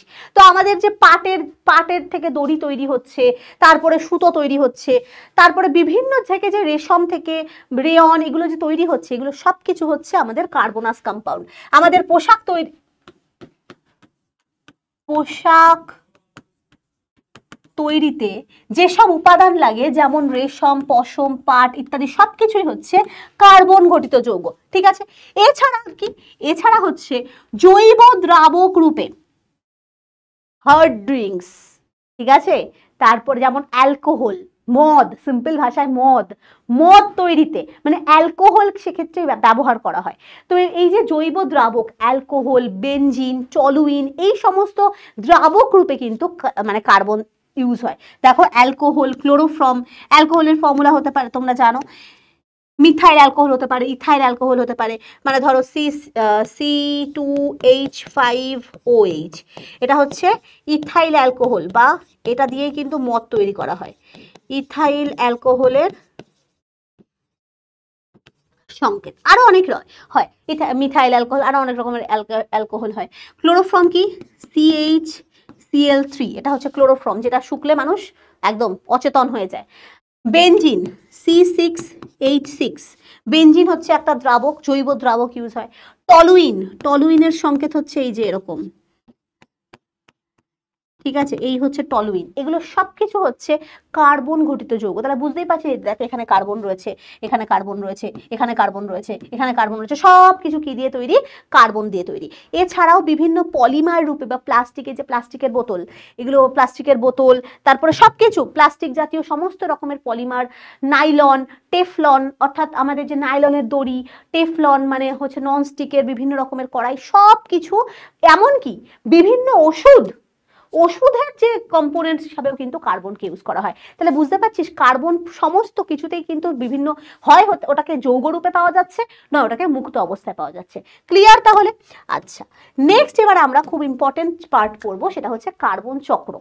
ঠিক আছে, এই যে কার্বন চক্র মানে কি বলতো, জীবদেহ থেকে পরিবেশে, আবার পরিবেশ থেকে জীবদেহে, অর্থাৎ এই যে কার্বনটা কিন্তু আমরা কি করছি, এইভাবে সিম্পল ভাবে চিন্তা কর, আমরা যখন নিঃশ্বাসের মাধ্যমে কার্বন ডাই অক্সাইড বার করে দিচ্ছি, সেই কার্বন ডাই অক্সাইডটাই গাছ শোষণ করছে, সেখান থেকে গাছ আবার কিন্তু শ্বসনের সময় কার্বন ডাই অক্সাইডকে বাইরে বার করে দিচ্ছে। তার মানে কি হচ্ছে, মেনলি পরিবেশ থেকে কার্বন ডাই অক্সাইড বা মানে কার্বন ডাই অক্সাইড রূপে কার্বন বেরিয়ে যাচ্ছে, অপসারণ ঘটছে, আবার সেটা সংযোজন হচ্ছে, এইভাবে একটা চক্রাকার সাইকেলে কিন্তু ঘুরতে থাকে। তার মানে যখন ধর, আমি সিম্পল এভাবে বোঝাচ্ছি, ধর একটা তুই কাঠ কয়লা পোড়ালি, কার্বন ডাই অক্সাইড গ্যাস উৎপন্ন হলো, মানে পরিবেশে কার্বন মুক্ত হলো, তাই তো, পরিবেশে কার্বন বেরিয়ে গেল, কারণ পরিবেশে এখন চারিপাশে carbon die oxide, carbon die oxide. এবার গাছ কি করলো, গাছ ওই কার্বন ডাই অক্সাইডকে শোষণ করে দিল। তার মানে কি, কার্বন ডাই অক্সাইডের পরিমাণ তখন পরিবেশে কমে গেল। আবার গাছ যখন কি হয়, গাছ থেকে তুই আবার গাছ থেকে কি হচ্ছে, গাছ থেকে কাঠ কয়লা উৎপন্ন হচ্ছে, মানে কাঠ উৎপন্ন হচ্ছে, বা গাছ যখন কি করে, যখন মানে শ্বসন করে, যেটাকে আমরা রেসপিরেশন বলি, গাছ যখন শ্বসন প্রক্রিয়া করে তখনও কিন্তু কি করছে, তার বডি থেকে সে কার্বন ডাই অক্সাইডকে মুক্ত করে ফেলছে। তার মানে পরিবেশে একবার কার্বন ডাই অক্সাইড বেরিয়ে যাচ্ছে, আবার কার্বন ডাই অক্সাইড পরিবেশ থেকে মানে পরিবেশে একবার নির্গত হচ্ছে, আবার কার্বন ডাই অক্সাইড শোষণ হয়ে যাচ্ছে, একবার পরিবেশে বেরোচ্ছে, একবার কোনো কোনো প্রসেসের মাধ্যমে কার্বন শোষিত হয়ে যাচ্ছে পরিবেশ থেকে। তার মানে এই যে একটা চক্রাকার প্রসেসে কার্বনটা সাইক্লিং করছে, একবার পরিবেশে মুক্ত হচ্ছে, আবার সংযুক্ত হচ্ছে, একবার অপসারিত হচ্ছে, একবার সংযোজন হচ্ছে, এই যে একটা চক্রাকার সাইকেল, এটাকেই আমরা বলবো কার্বন চক্র। কি বলেছে দেখি ডেফিনেশনে, বলছে আমাদের পারিপার্শ্বিক পরিবেশে পৃথিবীর সর্বত্র কার্বন বিভিন্ন রূপে ছড়িয়ে রয়েছে। আমরা জানি বিভিন্ন রূপে কার্বনকে আমরা ছড়িয়ে রয়েছে, আমরা দেখতে পেলাম এত রকমের যৌগ রূপে। প্রতিনিয়ত পরিবেশ থেকে জীবদেহে এবং জীবদেহ থেকে পরিবেশে কার্বন ঘটিত যৌগদের আদান প্রদান ঘটে চলেছে। এই যে বললাম আমরা কার্বন ডাই অক্সাইড বর্জন করছি, গাছ ওটাকে শোষণ করছে, আবার গাছের মধ্যে কি হচ্ছে, কাঠ কয়লা রূপে আমরা যখন ওই গাছকেই পোড়াচ্ছি, সেখান থেকে আবার কার্বন ডাই অক্সাইড বেরিয়ে যাচ্ছে, বা গাছ যখন শ্বসন প্রক্রিয়া করছে সেখান থেকে সে কার্বন ডাই অক্সাইডকে রিলিজ করে দিচ্ছে। তার মানে একবার কার্বন ডাই অক্সাইডের মধ্যে থাকা কার্বন পরিবেশে রিলিজ হচ্ছে, আবার সংযুক্ত হচ্ছে, ঠিক আছে, অ্যাবজর্ব হচ্ছে। তাহলে এই যে সাইক্লিংটা, তাকেই আমরা বলবো কার্বন চক্র।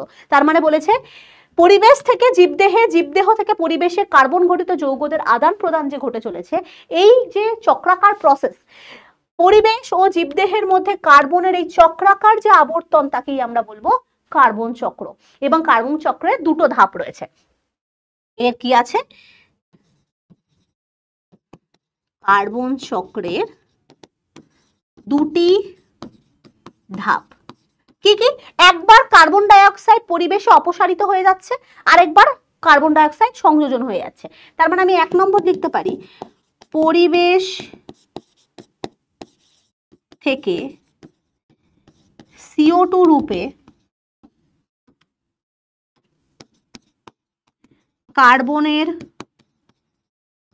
অপসারণ। আরেকটা 2 নম্বর প্রসেস হচ্ছে পরিবেশে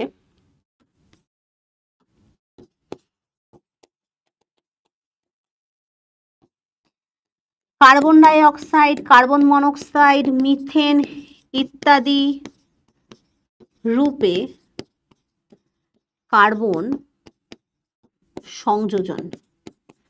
অর্থাৎ সংযোজন আর অপসারণ, এখান থেকে দেখতে পাচ্ছিস এই যে কার্বন ডাই অক্সাইড একবার বাইরে বেরিয়ে যাচ্ছে পরিবেশ থেকে, আবার কার্বন ডাই অক্সাইড পরিবেশের থেকে আবার কিন্তু শোষিত হয়ে যাচ্ছে। তার মানে এই যে চক্রাকার সাইকেলটাকে আমরা বলবো কার্বন সাইকেল, এবং কার্বন সাইকেলের এবার আমরা দুটো ধাপকে ডিটেলস আলোচনা করব। ফার্স্ট ধাপ রয়েছে যে প্রথমে আমরা কার্বন ডাই অক্সাইড রূপে কার্বনের অপসারণ করছি, মানে কোথায় কোথায় কার্বন কি হয়ে যাচ্ছে, কার্বন কোথায় কোথায় আবদ্ধীকরণ, এটাকে আমরা বলবো যে প্রথম আমরা কোথায় কোথায় পরিবেশ থেকে অপসারণ হয়ে যাচ্ছে। এটার প্রথম প্রসেস হচ্ছে, দেখো এখানে লেখা রয়েছে যে বাতাসের কার্বন ডাই অক্সাইড আবদ্ধীকরণ। কোথায় কোথায় আবদ্ধীকরণ হচ্ছে চলো দেখিনি, এখানে ছবিও দিয়েছি আমি।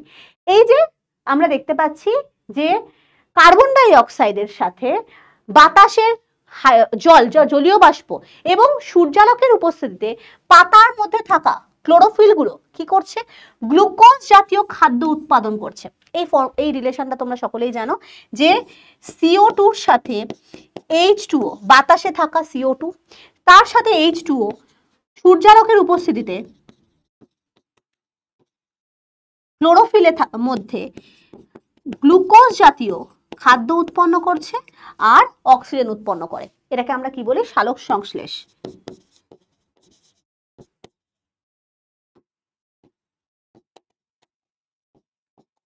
সালোক সংশ্লেষের বিক্রিয়াটা ব্যালেন্স নেই, তোমরা ব্যালেন্স করে দাও, ঠিক আছে, ব্যালেন্স করে দাও। এই হচ্ছে ব্যালেন্সিং করলাম। তাহলে এখানে দেখো আমাদের পরিবেশে যে পরিমাণ কার্বন ডাই অক্সাইড ছিল সেটাকে গাছ কি করলো, ইউটিলাইজ করলো, তাদের পাতার ক্লোরোফিল কি করলো, ওই কার্বন ডাই অক্সাইডকে ব্যবহার করে গ্লুকোজ জাতীয় খাদ্য উৎপাদন করলো। তার মানে পরিবেশ থেকে কার্বনটা বা কার্বন ডাই অক্সাইডটা কি হয়ে গেল, অপসারিত হয়ে গেল, কমে গেল, তাই তো। এবং সেখান থেকে কোথায় ঢুকলো, ওটা গাছের মধ্যে ঢুকলো।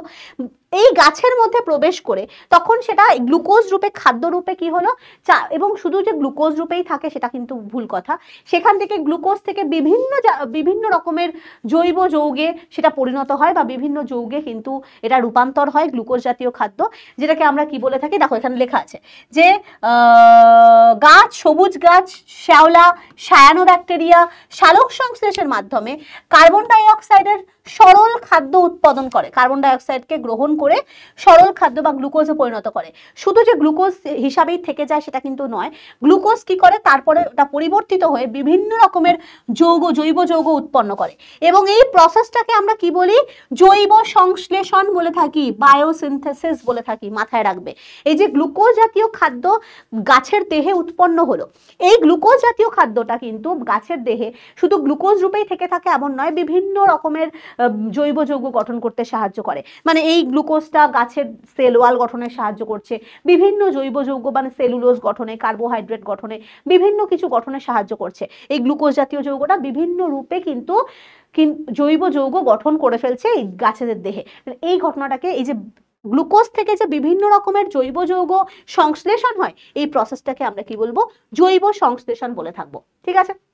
এরপর কি বলেছে, বাতাসের কার্বন ডাই অক্সাইড যৌগে আবদ্ধ হয়, কোষের নানা স্থায়ী যৌগে পরিণত হয়। আমাদের বাতাসে কার্বন ডাই অক্সাইডটা ছিল, সেটা গ্লুকোজ জাতীয় যৌগে রূপান্তরিত হলো এবং আমাদের বিভিন্ন কোষে আবদ্ধ হয়ে গেল।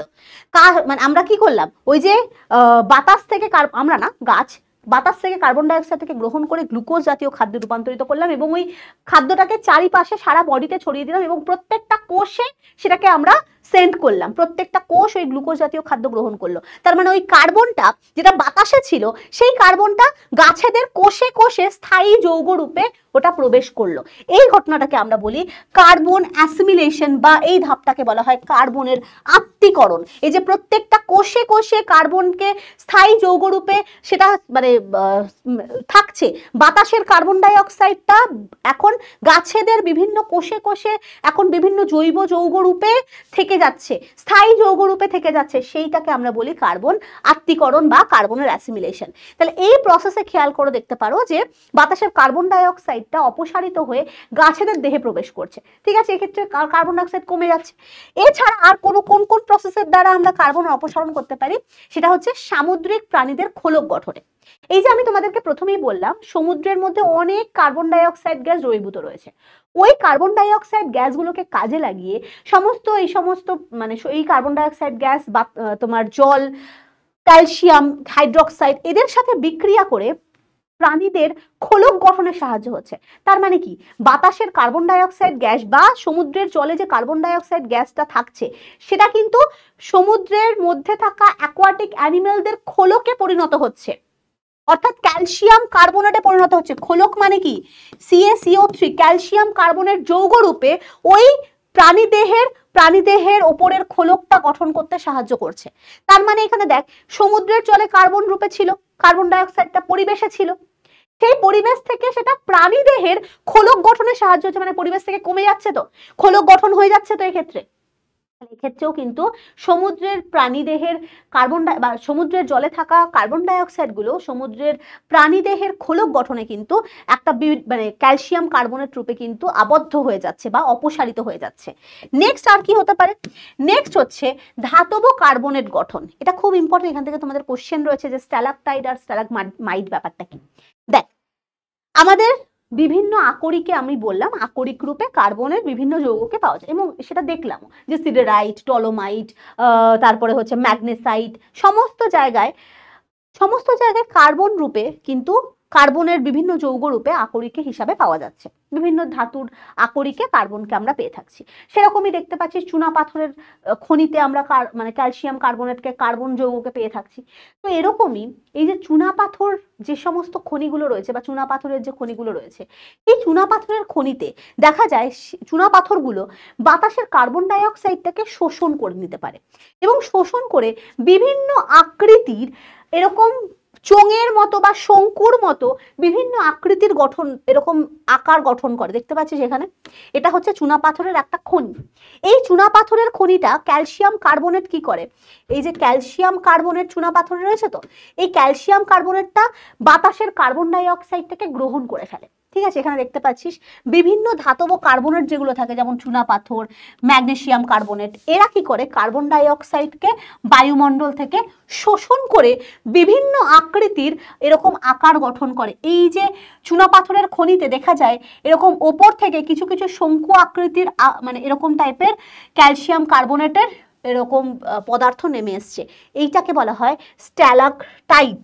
যেটা ওপর থেকে নেমে আসে যেটাকে বলা হয় স্ট্যালাকটাইট, আর যেটা নিচের থেকে ওপরে শঙ্কুর মতো তৈরি হচ্ছে এগুলোকে বলা হয় স্ট্যালাগমাইট। দেখতে পাচ্ছি সেখানে লেখা আছে চুনা পাথরের গুহায় স্ট্যালাকটাইটের আর স্ট্যালাগমাইটের যে সুন্দর নানা আকৃতি তৈরি হয় সেটা কিন্তু কিছুই না, সেগুলো সব ক্যালসিয়াম কার্বনেট দিয়ে তৈরি।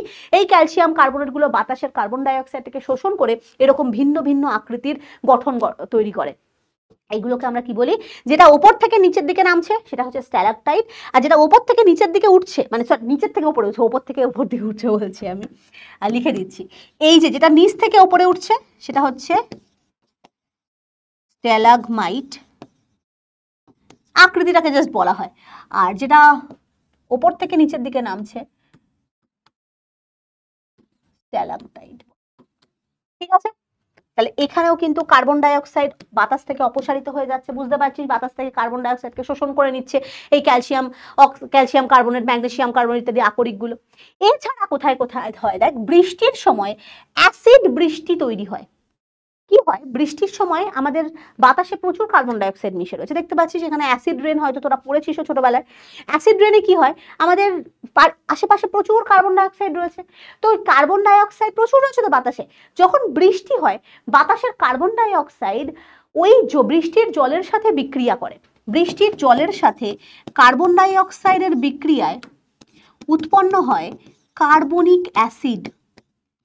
এটা কি নাম? এটার নাম হচ্ছে কার্বনিক অ্যাসিড।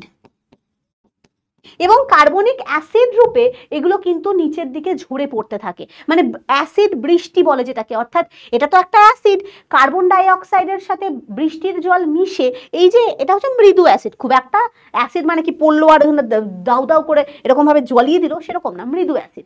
তো সেই অ্যাসিড বৃষ্টি রূপে নিচের দিকে পড়তে থাকে। তার মানে ভাব, এই যে অ্যাসিড বৃষ্টি রূপে মাটিতে পড়লো, মাটিতে পড়ার পর এই কার্বনেট, এই যে কার্বনিক অ্যাসিডটা বিয়োজিত হয়ে বিভিন্ন কার্বনেট লবণ, বাইকার্বনেট লবণ রূপে মাটিতে লবণ তৈরি করে। সেটা হতে পারে sodium bicarbonate, calcium bicarbonate, calcium carbonate ইত্যাদি রূপে মাটিতে কার্বনেট বা বাইকার্বনেট যৌগ রূপে মাটিতে আবদ্ধ হয়ে যায়। কি বললাম আবার বোঝ, বাতাসে থাকা কার্বন ডাই অক্সাইড গ্যাসটা বৃষ্টির জলের সাথে বিক্রিয়া করে কার্বনিক অ্যাসিড উৎপন্ন করে। কার্বনিক অ্যাসিডটা তাহলে কি হচ্ছে, মাটির সাথে মাটিতে ঝরে পড়ছে, বৃষ্টি রূপে মাটিতে ঝরে পড়ছে। এবার মাটিতে এই কার্বনিক অ্যাসিডটা বিয়োজিত হয়ে বিভিন্ন লবণের সাথে মিশে যায়, মানে বিভিন্ন মাটির মধ্যে কি থাকে, সোডিয়াম, পটাশিয়াম, ক্যালসিয়াম, ম্যাগনেসিয়াম ইত্যাদি থাকে। এদের সাথে কার্বনিক অ্যাসিড বা এর আয়নটা বিক্রিয়া করে বিভিন্ন লবণ রূপে মাটির মধ্যে আবদ্ধ হয়ে যাচ্ছে। তাহলে বুঝতে পারছিস, বাতাসের কার্বন ডাই অক্সাইডটা মাটিতে আবদ্ধ হয়ে যাচ্ছে, তার মানে পরিবেশ থেকে কার্বন ডাই অক্সাইড কমে যাচ্ছে। এইগুলোকে বলা হয় আস্তে আস্তে পরিবেশ থেকে কার্বন ডাই অক্সাইড অপসারণ হচ্ছে, মানে কার্বনের অপসারণ হচ্ছে, কার্বন কমে যাচ্ছে। ঠিক আছে, তাহলে এরা কি বলেছে যে এরা কিন্তু মাটিতে বাইকার্বনেট বা কার্বনেট লবণ রূপে মাটিতে বা সমুদ্রের নিচে থিতিয়ে পড়ে। ওকে, এবারে এতক্ষণ তো কার্বনের অপসারণ পড়লাম, মানে প্রথম ধাপ সম্পর্কে পড়েছি। এবারে আমরা বলবো যে কার্বন বা কি করে সংযুক্ত হয়, মানে পরিবেশের থেকে এবারে এতক্ষণ অপসারণ হয়ে গেছে মানে কমে গেছে, এবার পরিবেশে কি করে রিলিজ হবে। প্রথম রিলিজের কন্ডিশন কি, এই যে আমরা যে নিঃশ্বাসের মাধ্যমে কার্বন ডাই অক্সাইডকে বাইরে বার করে দিচ্ছি।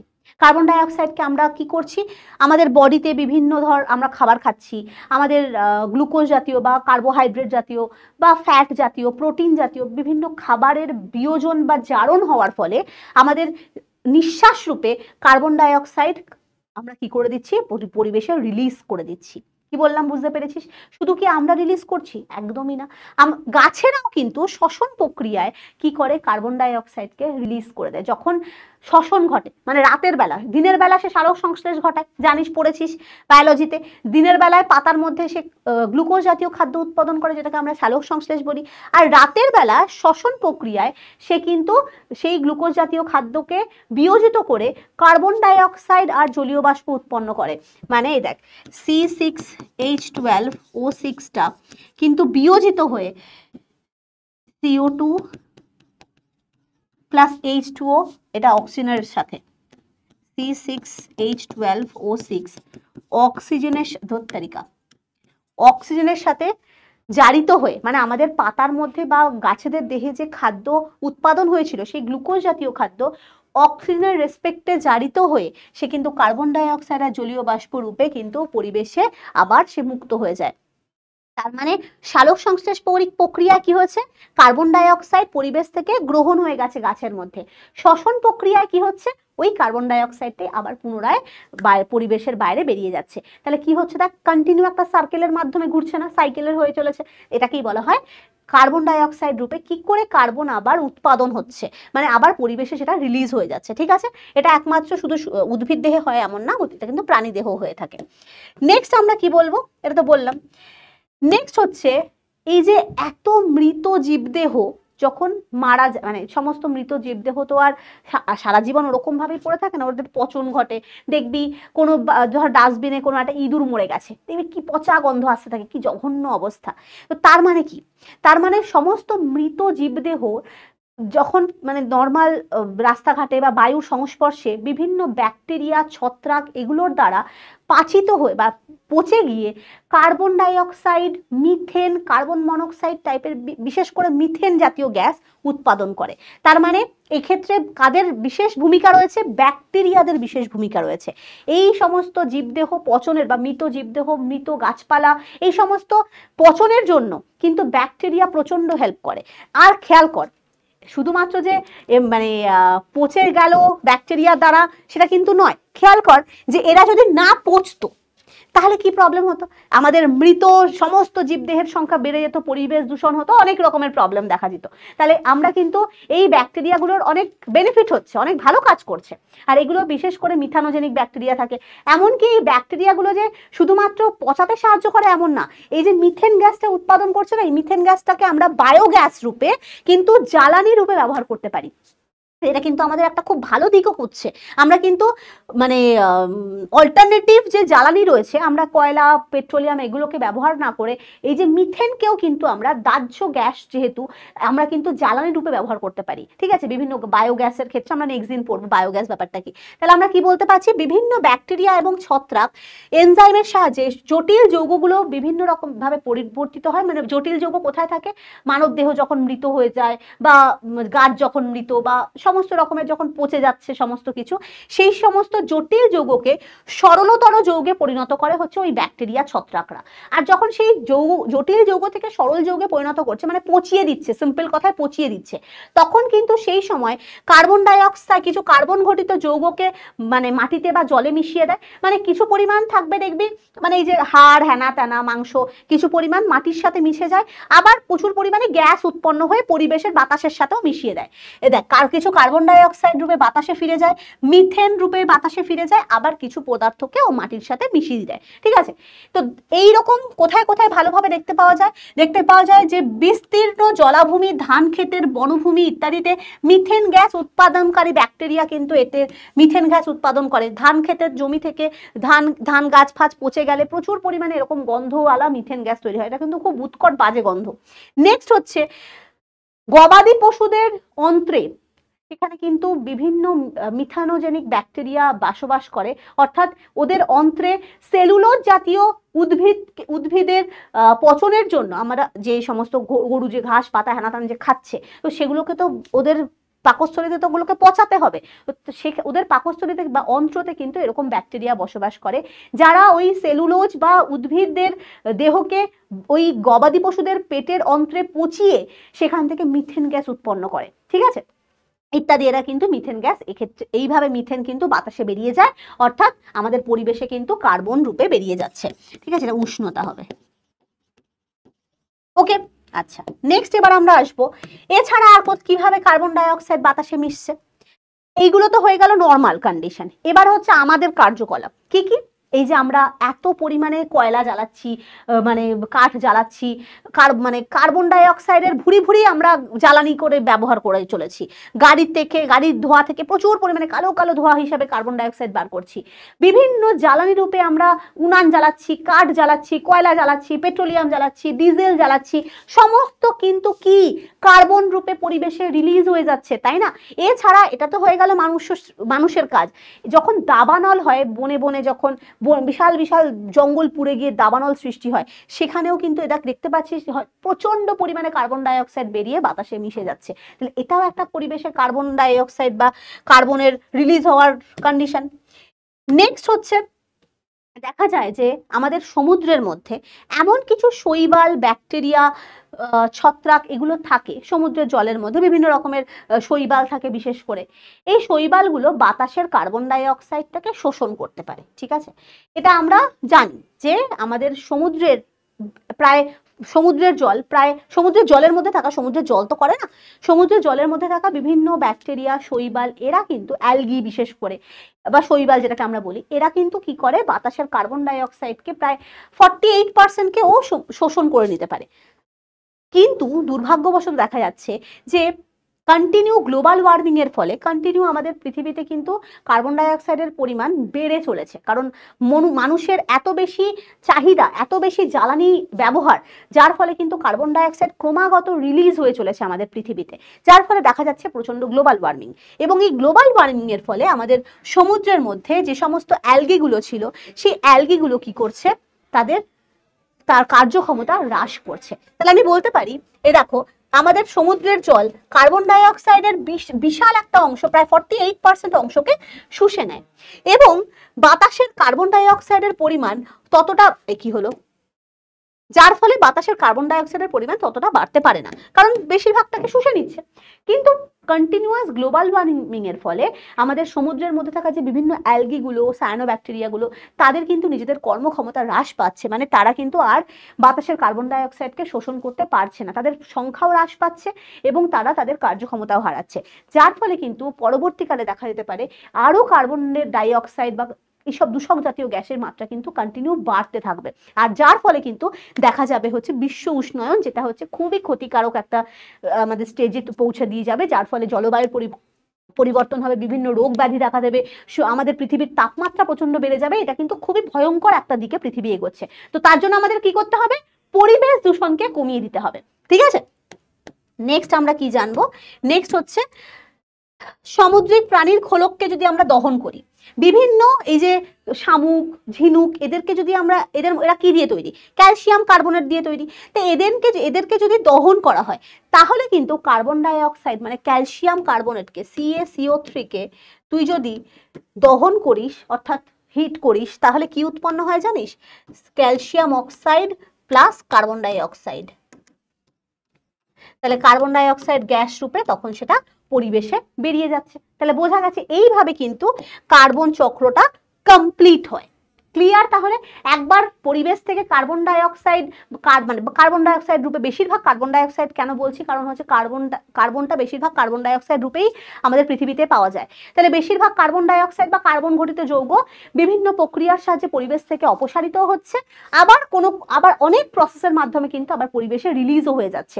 এই যে সাইকেলটাকে আমরা বলবো, এবং প্রত্যেকটা ধাপ আমরা বিভিন্ন প্রসেস দেখলাম যে কিভাবে, প্রথমে দেখলাম কিভাবে কার্বন অপসারিত হচ্ছে, পরিবেশ থেকে শুষে নিচ্ছে বিভিন্ন প্রক্রিয়া, আবার পরবর্তীকালে দেখলাম যে কিভাবে কার্বন ডাই অক্সাইড বা কার্বন জাতীয় যৌগ পরিবেশে রিলিজ বা মুক্ত হয়ে যাচ্ছে। তাহলে দু রকমেরই আমরা কি দেখলাম?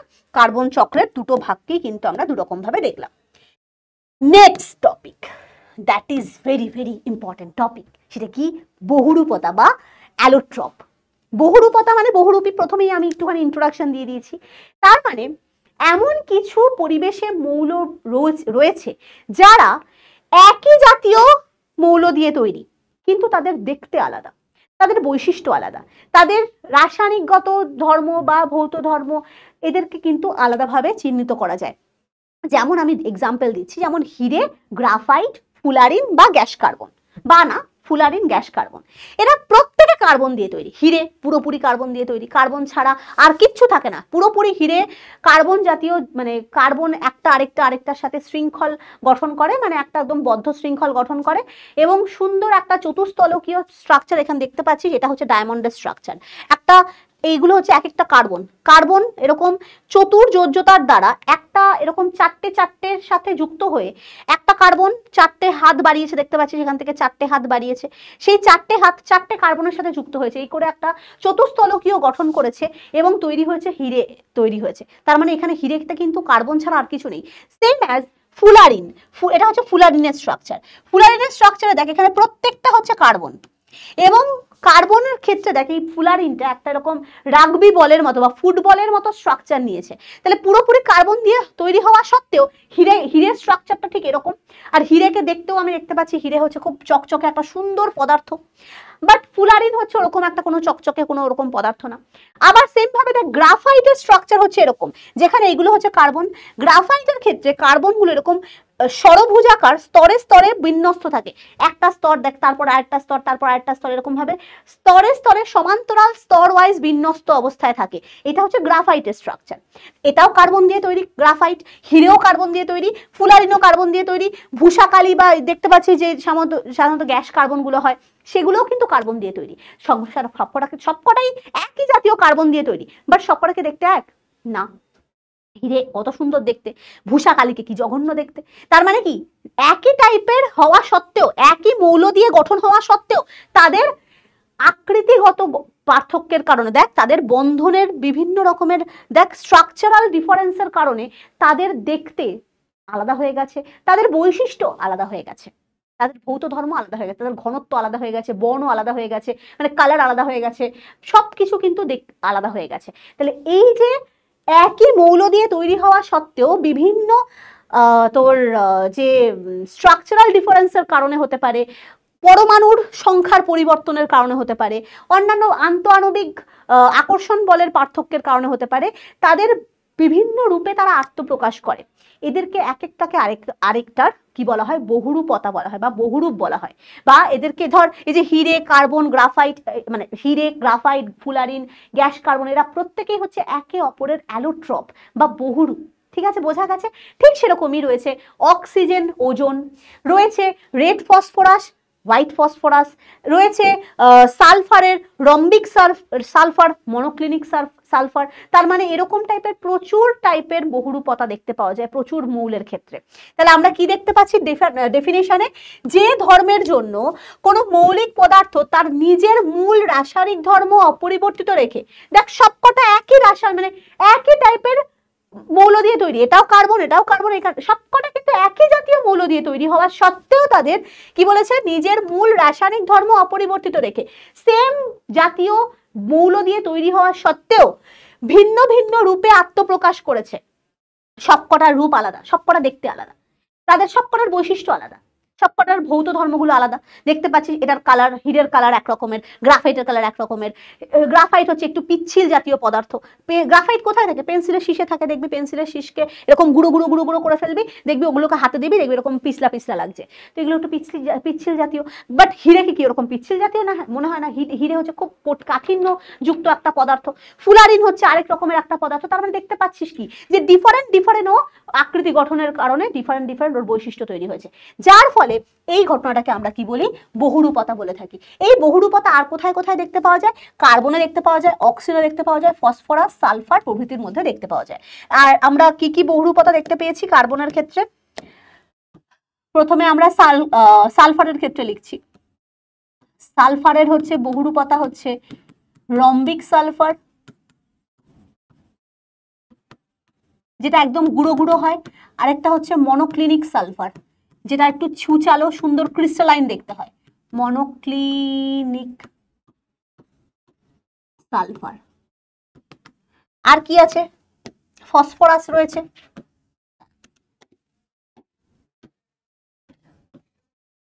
ফসফরাস, রেড ফসফরাস, লাল ফসফরাস, আর একটা হচ্ছে সাদা হোয়াইট ফসফরাস। ঠিক আছে, এই ফসফরাসকে আমরা দেশলাই কাঠির যে বারুদ তৈরিতে ব্যবহার করা হয়, রেড ফসফরাসকে। ঠিক আছে, অক্সিজেনের দেখতে পাওয়া যায়, অক্সিজেনের পরমাণুর অক্সিজেন গ্যাস,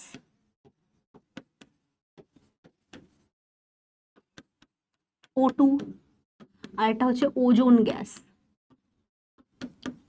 O3। ঠিক আছে, এরকম টাইপের বিভিন্ন মৌলের এরকম বিভিন্ন দেখতে পাওয়া যায় বহুরূপতা। ঠিক আছে, এবার বহুরূপতার কারণগুলো একটুখানি জানতে হবে। বহুরূপতা কি কি কারণে হতে পারে? 1 নম্বর, পরমাণুর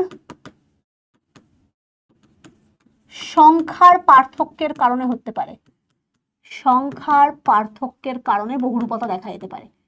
যেমন দেখ, অক্সিজেনে দুটো অক্সিজেন পরমাণু রয়েছে, এটার মধ্যে দুটো পরমাণু রয়েছে, দুটি পরমাণু রয়েছে। আর ওজোনে 3টে অক্সিজেন পরমাণু রয়েছে, 3টে অক্সিজেন পরমাণু রয়েছে। তার মানে খেয়াল কর, এক্ষেত্রে পরমাণুর ডিফারেন্সের কারণে তৈরি হয়েছে এই বহুরূপতা। সেকেন্ড কারণ কি হতে পারে বহুরূপতার? সেকেন্ড কারণ হচ্ছে আণবিক শক্তির পার্থক্য। মানে এদের প্রত্যেকটা অণুর মধ্যে যে আন্তঃআণবিক শক্তি আছে তার ডিফারেন্সের কারণে বহুরূপতা দেখতে পাওয়া যায়, এবং তার এক্সাম্পল হচ্ছে রেড ফসফরাস আর হোয়াইট ফসফরাস।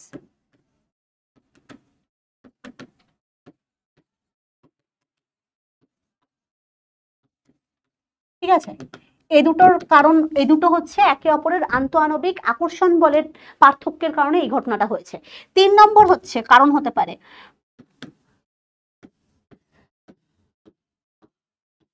অণুগুলির আকৃতিগত বা অবস্থানগত পার্থক্য। মানে যেমন আমরা দেখলাম হিরে বা গ্রাফাইটের ক্ষেত্রে, হিরে, গ্রাফাইট, ফুলারিন ইত্যাদির ক্ষেত্রে এই কারণে ঘটে থাকে। মানে অণুগুলো এই ক্ষেত্রে কি, গ্রাফাইটের ক্ষেত্রে হচ্ছে প্রথম একদম স্তরে স্তরে সাজানো রয়েছে এক রকমের ভাবে বিন্যস্ত। হিরের ক্ষেত্রে কি হয়েছে, এরকম চতুস্তলকের মতো ভাবে সাজানো রয়েছে, দেখতে পাচ্ছিস, এটাকে এখানে স্ট্রাকচার দিয়েছি, এরকম হচ্ছে হিরের স্ট্রাকচারটা। গ্রাফাইটের স্ট্রাকচার এরকম সমান্তরাল ভাবে, ফুলারিনের স্ট্রাকচার এরকম ভাবে। তার মানে কি, এদের আকৃতিগত বা এদের অবস্থানগত পার্থক্যের কারণে এই জিনিসটা দেখতে পাওয়া যায়। আরেকটা হচ্ছে 4 নম্বর,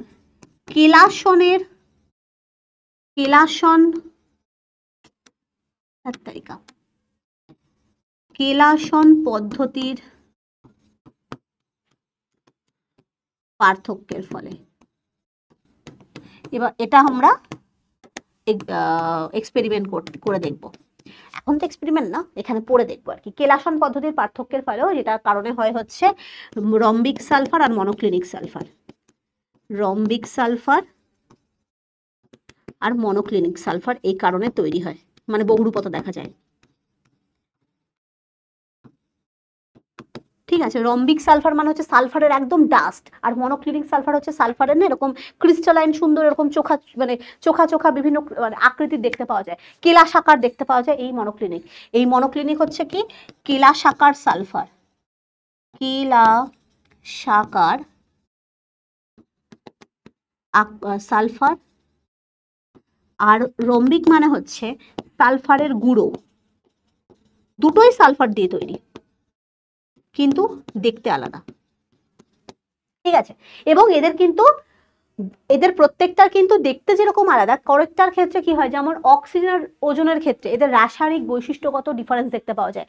এদের যে শুধু দেখতে আলাদা তা না, এদের কি এদের রাসায়নিক বৈশিষ্ট্য আলাদা, রাসায়নিক বৈশিষ্ট্য ডিফারেন্ট, এদের আলাদা।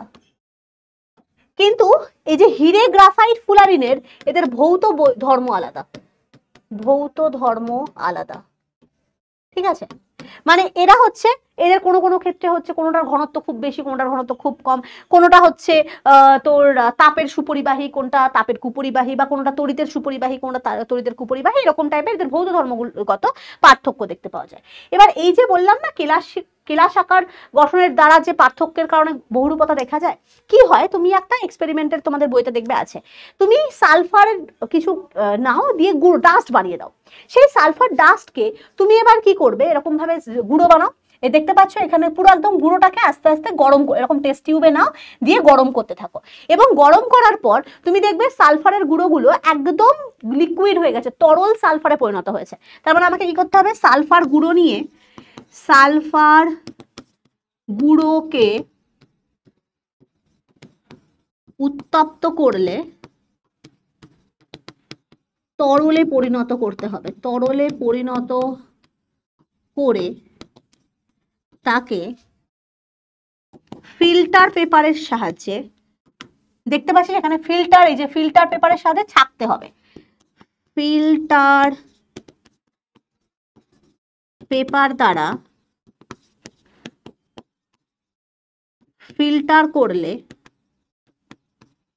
ফিল্টার করে ঠান্ডা করলে সালফারের কেলাস উৎপন্ন হয়, হলুদ কালারের।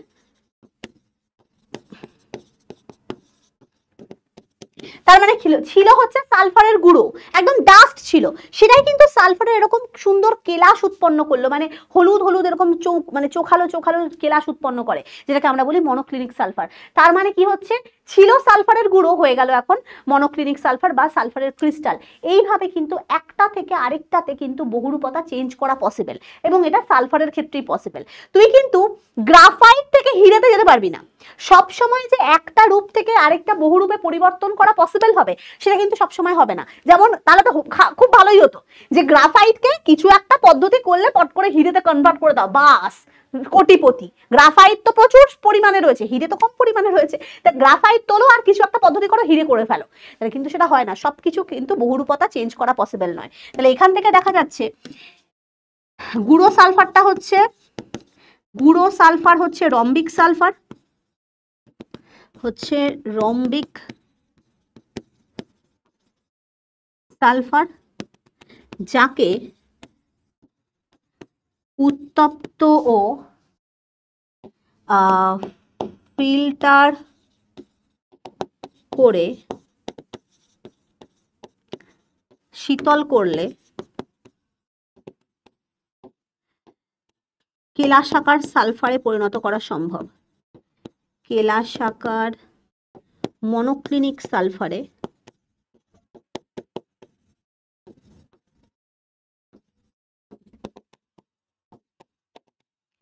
পরিণত করা যায়। কিন্তু সাইডে লিখছি, এর সাইডে না পরের পেজে লিখছি, কিন্তু সকল বহুরূপকেই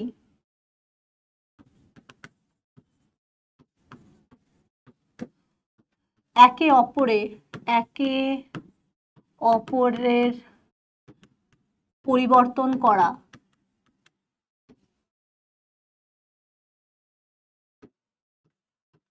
যায় না। যেমন গ্রাফাইট থেকে হিরেতে পরিণত করা যায় না, হিরেতে পরিবর্তন করা যায় না।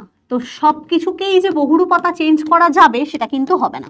ঠিক আছে, এবার আমরা আসবো হচ্ছে কার্বনের যে আরো কত কত বহুরূপতা আমাদের চারিপাশে রয়েছে, বহুরূপগুলো আমরা সম্পর্কে জানবো। ফার্স্ট হচ্ছে কার্বনের বহুরূপতাকে একটা চার্টের মাধ্যমে আমরা শিখব।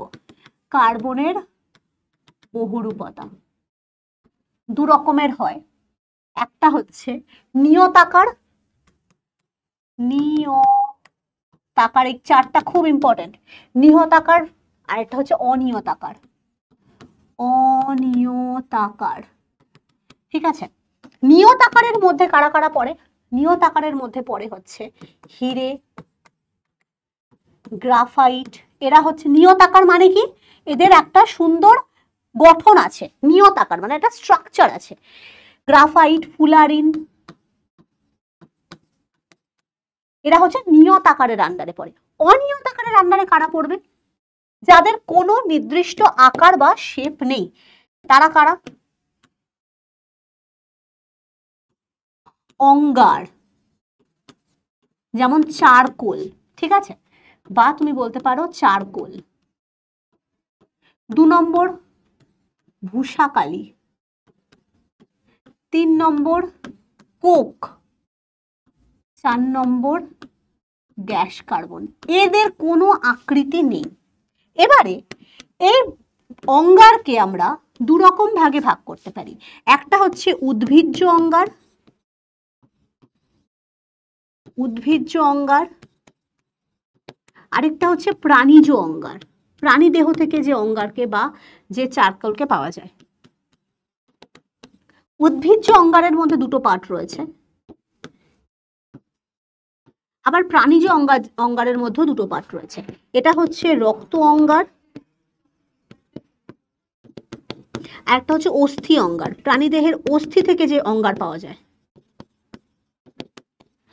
আর নেক্সট হচ্ছে উদ্ভিজ্জ অঙ্গারের মধ্যে হয় হচ্ছে শর্করা অঙ্গার,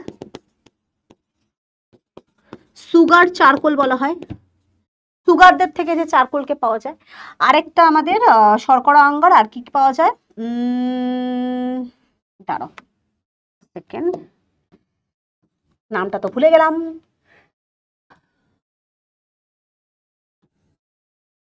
কাঠ কয়লা, ঠিক, কাঠ থেকে যে পাওয়া যায় কাঠ কয়লা। ওকে, এই হচ্ছে আমাদের কার্বনের সম্পূর্ণ বহুরূপতার চার্ট। এই বহুরূপকে আমরা কার্বনের রূপকে পেয়ে থাকি, এবং তার মধ্যে এদের হচ্ছে ডিফারেন্ট একদম সুন্দর নিয়তাকার ক্রিস্টালাইন স্ট্রাকচার রয়েছে।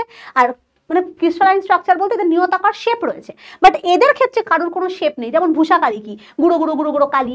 কোক হচ্ছে কোকের কোনো কয়লা থেকে যে কার্বনের মানে একদম কালো কালো কালো কালো ইয়ে পাওয়া যায়, সেটা হচ্ছে কোক। গ্রাস কার্বনের কোনো শেপ হয় না, এদের কোনো শেপ হয় না, ঠিক আছে। এবারে আমরা প্রত্যেকটা স্ট্রাকচার বা প্রত্যেকটার বৈশিষ্ট্য সম্পর্কে ডিটেলসে জানবো। ফার্স্ট হচ্ছে হিরে আর গ্রাফাইট, পড়েছি। হিরের মধ্যে আমরা কি দেখতে পাচ্ছি, হিরে হচ্ছে চতুস্থলকীয়, চতুস্থলকীয়, কিন্তু কার্বনের চতুস্থলকীয় চারটে বন্ডের মাধ্যমে চতুস্থলকীয় গঠন হচ্ছে হিরেতে দেখতে পাওয়া যায়। চতুস্থলকীয় গঠন দেখতে পাওয়া যায় হিরের মধ্যে, যেখানে কার্বনের চারটে বন্ড এরকম ভাবে, দেখো কার্বনের চারটে বন্ড, এর মধ্যে আবার কার্বন কার্বন কার্বন কার্বন যুক্ত হয়, এদের আবার সেই চারটে বন্ড এখানে তৈরি হয়, ঠিক আছে। এগুলো আবার প্রত্যেকটা কার্বন দিয়ে তৈরি হয়, মানে প্রত্যেকটা দেখতে পাচ্ছি যে একদম চতুস্থলকের মতো স্ট্রাকচার তৈরি করেছে, এবং প্রত্যেকটা কার্বনের চতুর্যোজ্যতা কমপ্লিটেড রয়েছে, একটার সাথে আরেকটা কার্বন কার্বন এরকম ভাবে যুক্ত হয়ে এবং হীরের গঠন তৈরি করেছে। এবং এটা কিন্তু দেখতে পাচ্ছিস যথেষ্ট, মানে হীরের কিন্তু ঘনত্ব যথেষ্ট বেশি, ঘনত্ব যথেষ্ট বেশি, এবং এদের এগুলো প্রত্যেকটা কার্বন, ঠিক আছে, এগুলো প্রত্যেকটা কার্বন, এগুলোর সবকটা কার্বন রয়েছে, এবং প্রত্যেকটা কার্বন দেখ কমপ্লিটেড রয়েছে, মানে ওর চতুর্যোজ্যতা সম্পূর্ণ রয়েছে। কিন্তু গ্রাফাইটের ক্ষেত্রে হচ্ছে এরা হচ্ছে ষড়ভুজাকার, ষড়ভুজাকার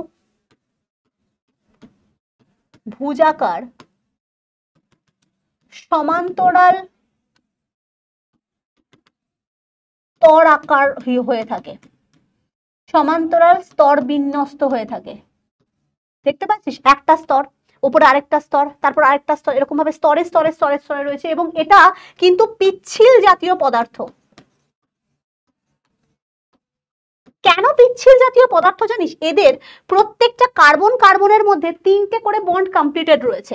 এখানে কার্বনটা যে চারটে বন্ড ছিল না, সেই চারটের মধ্যে তিনটের মধ্যে বন্ড তৈরি হয়, একটা বন্ড বা একটা ওর ইলেকট্রন ভ্যাকেন্ট থাকে। এর কারণেই কিন্তু গ্রাফাইটের প্রত্যেকটা কার্বন কার্বনের মধ্যে অ্যাট্রাকশন ফোর্সটা খুব একটা স্ট্রং না, কারণ এক্ষেত্রে একটা, এটা কিন্তু ভ্যাকেন্ট, এটা কিন্তু খালি, এর সাথে কার্বন যুক্ত হয়নি। এখানে খেয়াল করে দেখতে পাচ্ছি যে কার্বন, দেখ এখানে যদি দেখতে পারিস, এখানে এই কার্বনটা, এই যে কার্বনটা একটা দুটো তিনটে বন্ডের সাথে যুক্ত আছে, এই কার্বন এই কার্বন এই কার্বন, আরেকটা বন্ড কিন্তু ফাঁকা হয়ে রয়েছে।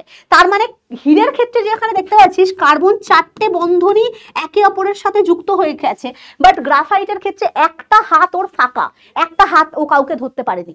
তো তাই জন্য গ্রাফাইটের অণুগুলোর মধ্যে বা কার্বনের এদের মধ্যে কিন্তু আকর্ষণ বলটা খুব একটা বেশি তীব্র হয় না, যেটা হীরের ক্ষেত্রে আকর্ষণটা অনেক বেশি তীব্র হয়। তাহলে বোঝা গেছে যে হীরের ক্ষেত্রে অণুগুলোর, কার্বনের অণুগুলোর লিখি, বা এখানে লিখছি কার্বনের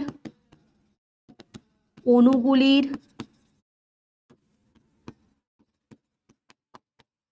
মধ্যে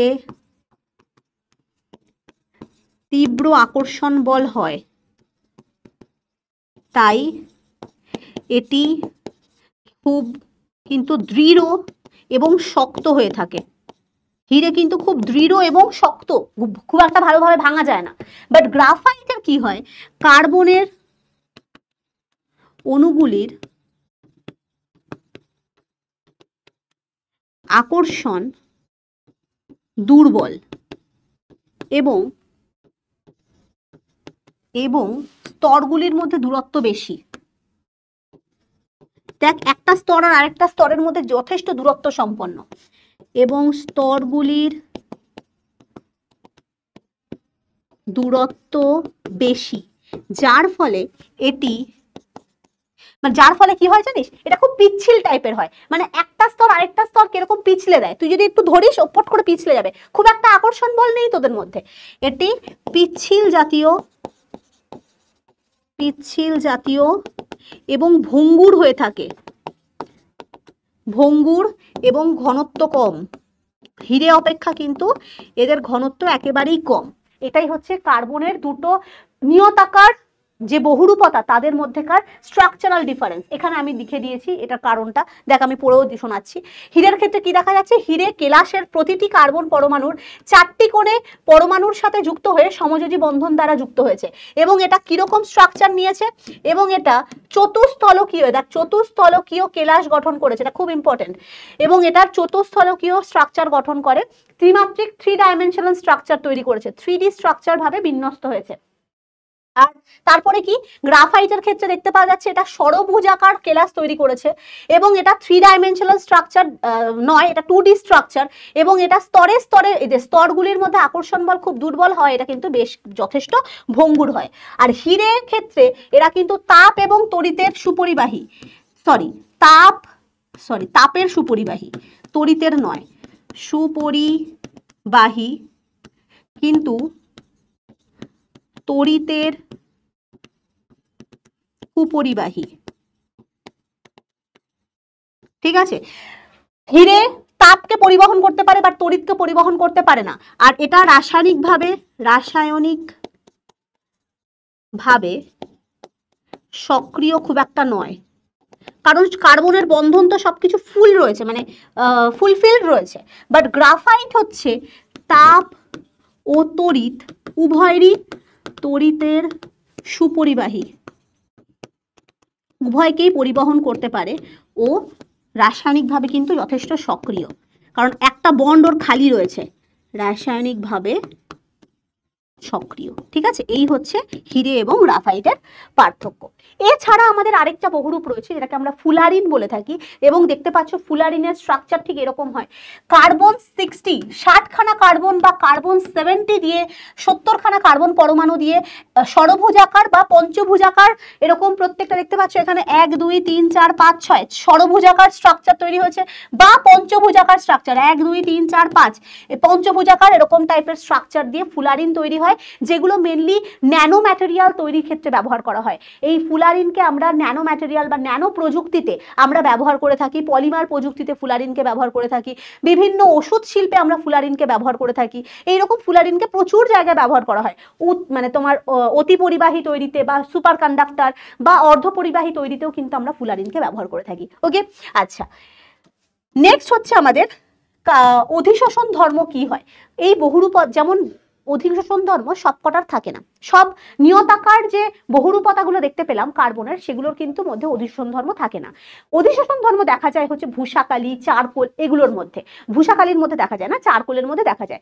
সবাই দেখেছো এখন অ্যাক্টিভেটেড চারকোল ফেস ওয়াশ ব্যবহার করে, তো সেটা কি চারকোল বা এই যে অনিয়তাকার যে কার্বনের বহুরূপতাগুলো আছে তাদের মধ্যে তাদের সারফেসটা খুব একটা ক্রিস্টালাইন হয় না, তো তারা তো অনিয়তাকার, তো তাদের সারফেসটা বিভিন্ন অণু বা বিভিন্ন গ্যাসীয় পদার্থকে নিজেদের পৃষ্ঠতলে শোষণ করতে পারে, যেই ধর্মটাকে আমরা কি বলি, অধিশোষণ ধর্ম। মানে তুমি চারকোল ফেস ওয়াশ দিয়ে ফেসকে ওয়াশ করলে তো আমাদের ফেসের যে ডার্ক, মানে যে নোংরা পার্টিকেলগুলো, ডার্ট পার্টিকেলগুলো ওই চারকোল দ্বারা শোষণ হয়ে বা অ্যাবজর্ব হয়ে মুখ থেকে বা স্কিনের পোর্সগুলো থেকে বেরিয়ে আসে, তাই জন্যই আমরা এরকম টাইপের ফেস ওয়াশ ইউজ করি। বা এখনকার দিনে দেখবে বিভিন্ন গ্যাস, খুব পরিবেশ দূষণের গ্যাস উৎপন্ন হচ্ছে, সেগুলোর ক্ষেত্রে আমরা সক্রিয় চারকোলের মাস্ক ব্যবহার করি, অর্থাৎ পরিবেশের যে দূষিত গ্যাসগুলোকে আমাদের নাকে প্রবেশ করতে দেয় না, ওই দূষিত গ্যাসগুলোকে সক্রিয় চারকোল তাদের সারফেসে বা তাদের পৃষ্ঠতলে শোষণ করে নেয়, ফলে আমাদের নাকে প্রবেশ করতে দেয় না, যার ফলে আমরা মাস্ক হিসাবে কিন্তু চারকোলকে ব্যবহার করতে পারি। তাহলে অধিশোষণ ধর্ম কি, গ্যাস, মানে কোনো গ্যাসীয় পরমাণু বা গ্যাসীয় অণু বা বিভিন্ন অন্যান্য মৌলকে এই সমস্ত সক্রিয় চারকোলটা বিশেষ করে তার পৃষ্ঠতলে অধিশোষণ করতে পারে বা শোষণ করে রাখতে পারে, এই ধর্মটাকে আমরা বলে থাকি অধিশোষণ ধর্ম। অধিশোষণ ধর্মের একটা পরীক্ষা রয়েছে, কি পরীক্ষা করতে বলেছে, যে একটা ডাব্বা নিতে বলেছে, যেই ডাব্বার মধ্যে জলের মধ্যে কিছু কালি মানে হচ্ছে পেনের কালি দিয়ে ওটাকে ভালো করে মিশাতে বলেছে, এবং তার মধ্যে কিছু পরিমাণ চারকোলের মানে টুকরোকে ডুবিয়ে দিয়ে ভালো করে ঝাঁকিয়ে দিয়ে রেখে দিতে বলা হয়েছে বেশ কিছুক্ষণ। তার মানে কি করলাম, একটা পাত্রের মধ্যে আমি কালির ফোঁটা ফেললাম, কালির ফোঁটার মধ্যে ওখানে জল গুলে তার মধ্যে কিছু পরিমাণ চারকোলের টুকরোকে দিয়ে দিয়েছি। এবার আমরা কিছুক্ষণ রেখে দেওয়ার পর ওই কালির ডাব্বাটাকে একটা ফিল্টার পেপারের সাহায্যে ওই দ্রবণটাকে যদি আমি ফিল্টার করতে থাকি, দেখতে পাওয়া যাবে এই যে ফিল্টার করার পর যে পাওয়া যাবে কালারটা, সেই কালারটা অনেক কালারলেস হয়ে গেছে, মানে খুব কালারটা ড্যাম মানে কমে গেছে, কালির যে কালো কালার যে ছিল তার থেকে অনেকটা কমে গেছে, তার সেখান থেকে আমরা বোঝা যাচ্ছে কিছু পরিমাণ চারকোল এক্ষেত্রে কিছু পরিমাণ কালির অণুকে অধিশোষণ করে নিয়েছে। ওকে, তো এই ঘটনাটাকে আমরা বলি অধিশোষণ ধর্ম। এই অধিশোষণ ধর্মটা কোথায় দেখা যায়? চারকোলের ক্ষেত্রে বিশেষ করে দেখা যায়, যার সাহায্যে আমরা ওই ফেস ওয়াশ, হেনা তেনা, মাস্ক ইত্যাদি তৈরি করে থাকি। এই যেমন দেখতে চারকোল, চারকোল কি বিভিন্ন কাঠ, চিনি, নারকেলের খোলা বা নারকেলের মালা এদেরকে যদি মানে অক্সিজেনের ছাড়া বা উচ্চ উষ্ণতায় উত্তপ্ত করা হয় বিনা বাতাসের অনুপস্থিতিতে, মানে বাতাস থাকবে না, তাহলে আমরা মেনলি অন্তর্ধর্ম পাতন যদি আমরা করি তাহলে যে গুঁড়ো গুঁড়ো গুঁড়ো গুঁড়ো যে জিনিসটাকে পাচ্ছি সেটাকে আমরা বলে থাকি সক্রিয় চারকোল, যেটা কোথায় কোথায় ব্যবহার হয়? মাস্ক, ফেস মাস্ক তৈরিতে, কালো রং তৈরিতে, চিনি শিল্পে ইত্যাদির ক্ষেত্রে সক্রিয় চারকোলকে ব্যবহার করা হয়ে থাকে। তো সক্রিয় চারকোল এগুলো হচ্ছে অনিয়তাকার একটা রূপভেদ। নেক্সট হচ্ছে উদ্ভিজ্জ, যেটা আমরা সক্রিয় চারকোলকে দুরকম ভাবে ভাগ করেছি, একটা উদ্ভিজ্জ একটা প্রাণীজ। উদ্ভিজ্জর মধ্যে থাকে হচ্ছে কাঠকয়লা। কাঠকয়লা হচ্ছে আমাদের গাছেদের থাকে, যে গাছেদের মধ্যে থেকে থাকা 50% কার্বন থেকে থাকে, যেখানে ওই কাঠকে আমরা যদি অন্তর্ধর্ম পাতন করে থাকি, বায়ুর অনুপস্থিতিতে যদি উত্তপ্ত করে থাকি প্রায় 800 ডিগ্রি সেন্টিগ্রেডে, তাহলে উদ্বায়ী পদার্থগুলো বেরিয়ে যায়, শুধুমাত্র কালো রঙের পদার্থটা পড়ে থাকে, কার্বন বিশিষ্ট পদার্থ, যেটাকে আমরা কাঠকয়লা বলে থাকি, যেগুলো ধাতুর নিষ্কাশন এবং বারুদ তৈরিতে ব্যবহার করা হয়ে থাকে। নেক্সট হচ্ছে শর্করা অঙ্গার, যেটাকে আমরা সুগার অঙ্গার বলে থাকি। সেই সুগার অঙ্গারকে কোথায় কিভাবে তৈরি হয়? সুগার অঙ্গারকে বা চিনির সাথে যদি আমরা গাঢ় সালফিউরিক অ্যাসিড মেশাই, C12H22O11, তার সাথে যদি গাঢ় সালফিউরিক অ্যাসিডকে মেশানো হয় তাহলে কার্বনটা একা পড়ে থাকে কালো রঙের, আর 11H2O প্লাস H2SO4 এই পোর্শনটা বেরিয়ে যায়। এই কার্বনটাকেই বলা হয় হচ্ছে এই শর্করা অঙ্গার, যেটা কোথায় কোথায় ব্যবহার করা হয়? ওষুধ তৈরিতে এবং পরীক্ষাগারে বিকারক রূপে ইউজ করা হয়।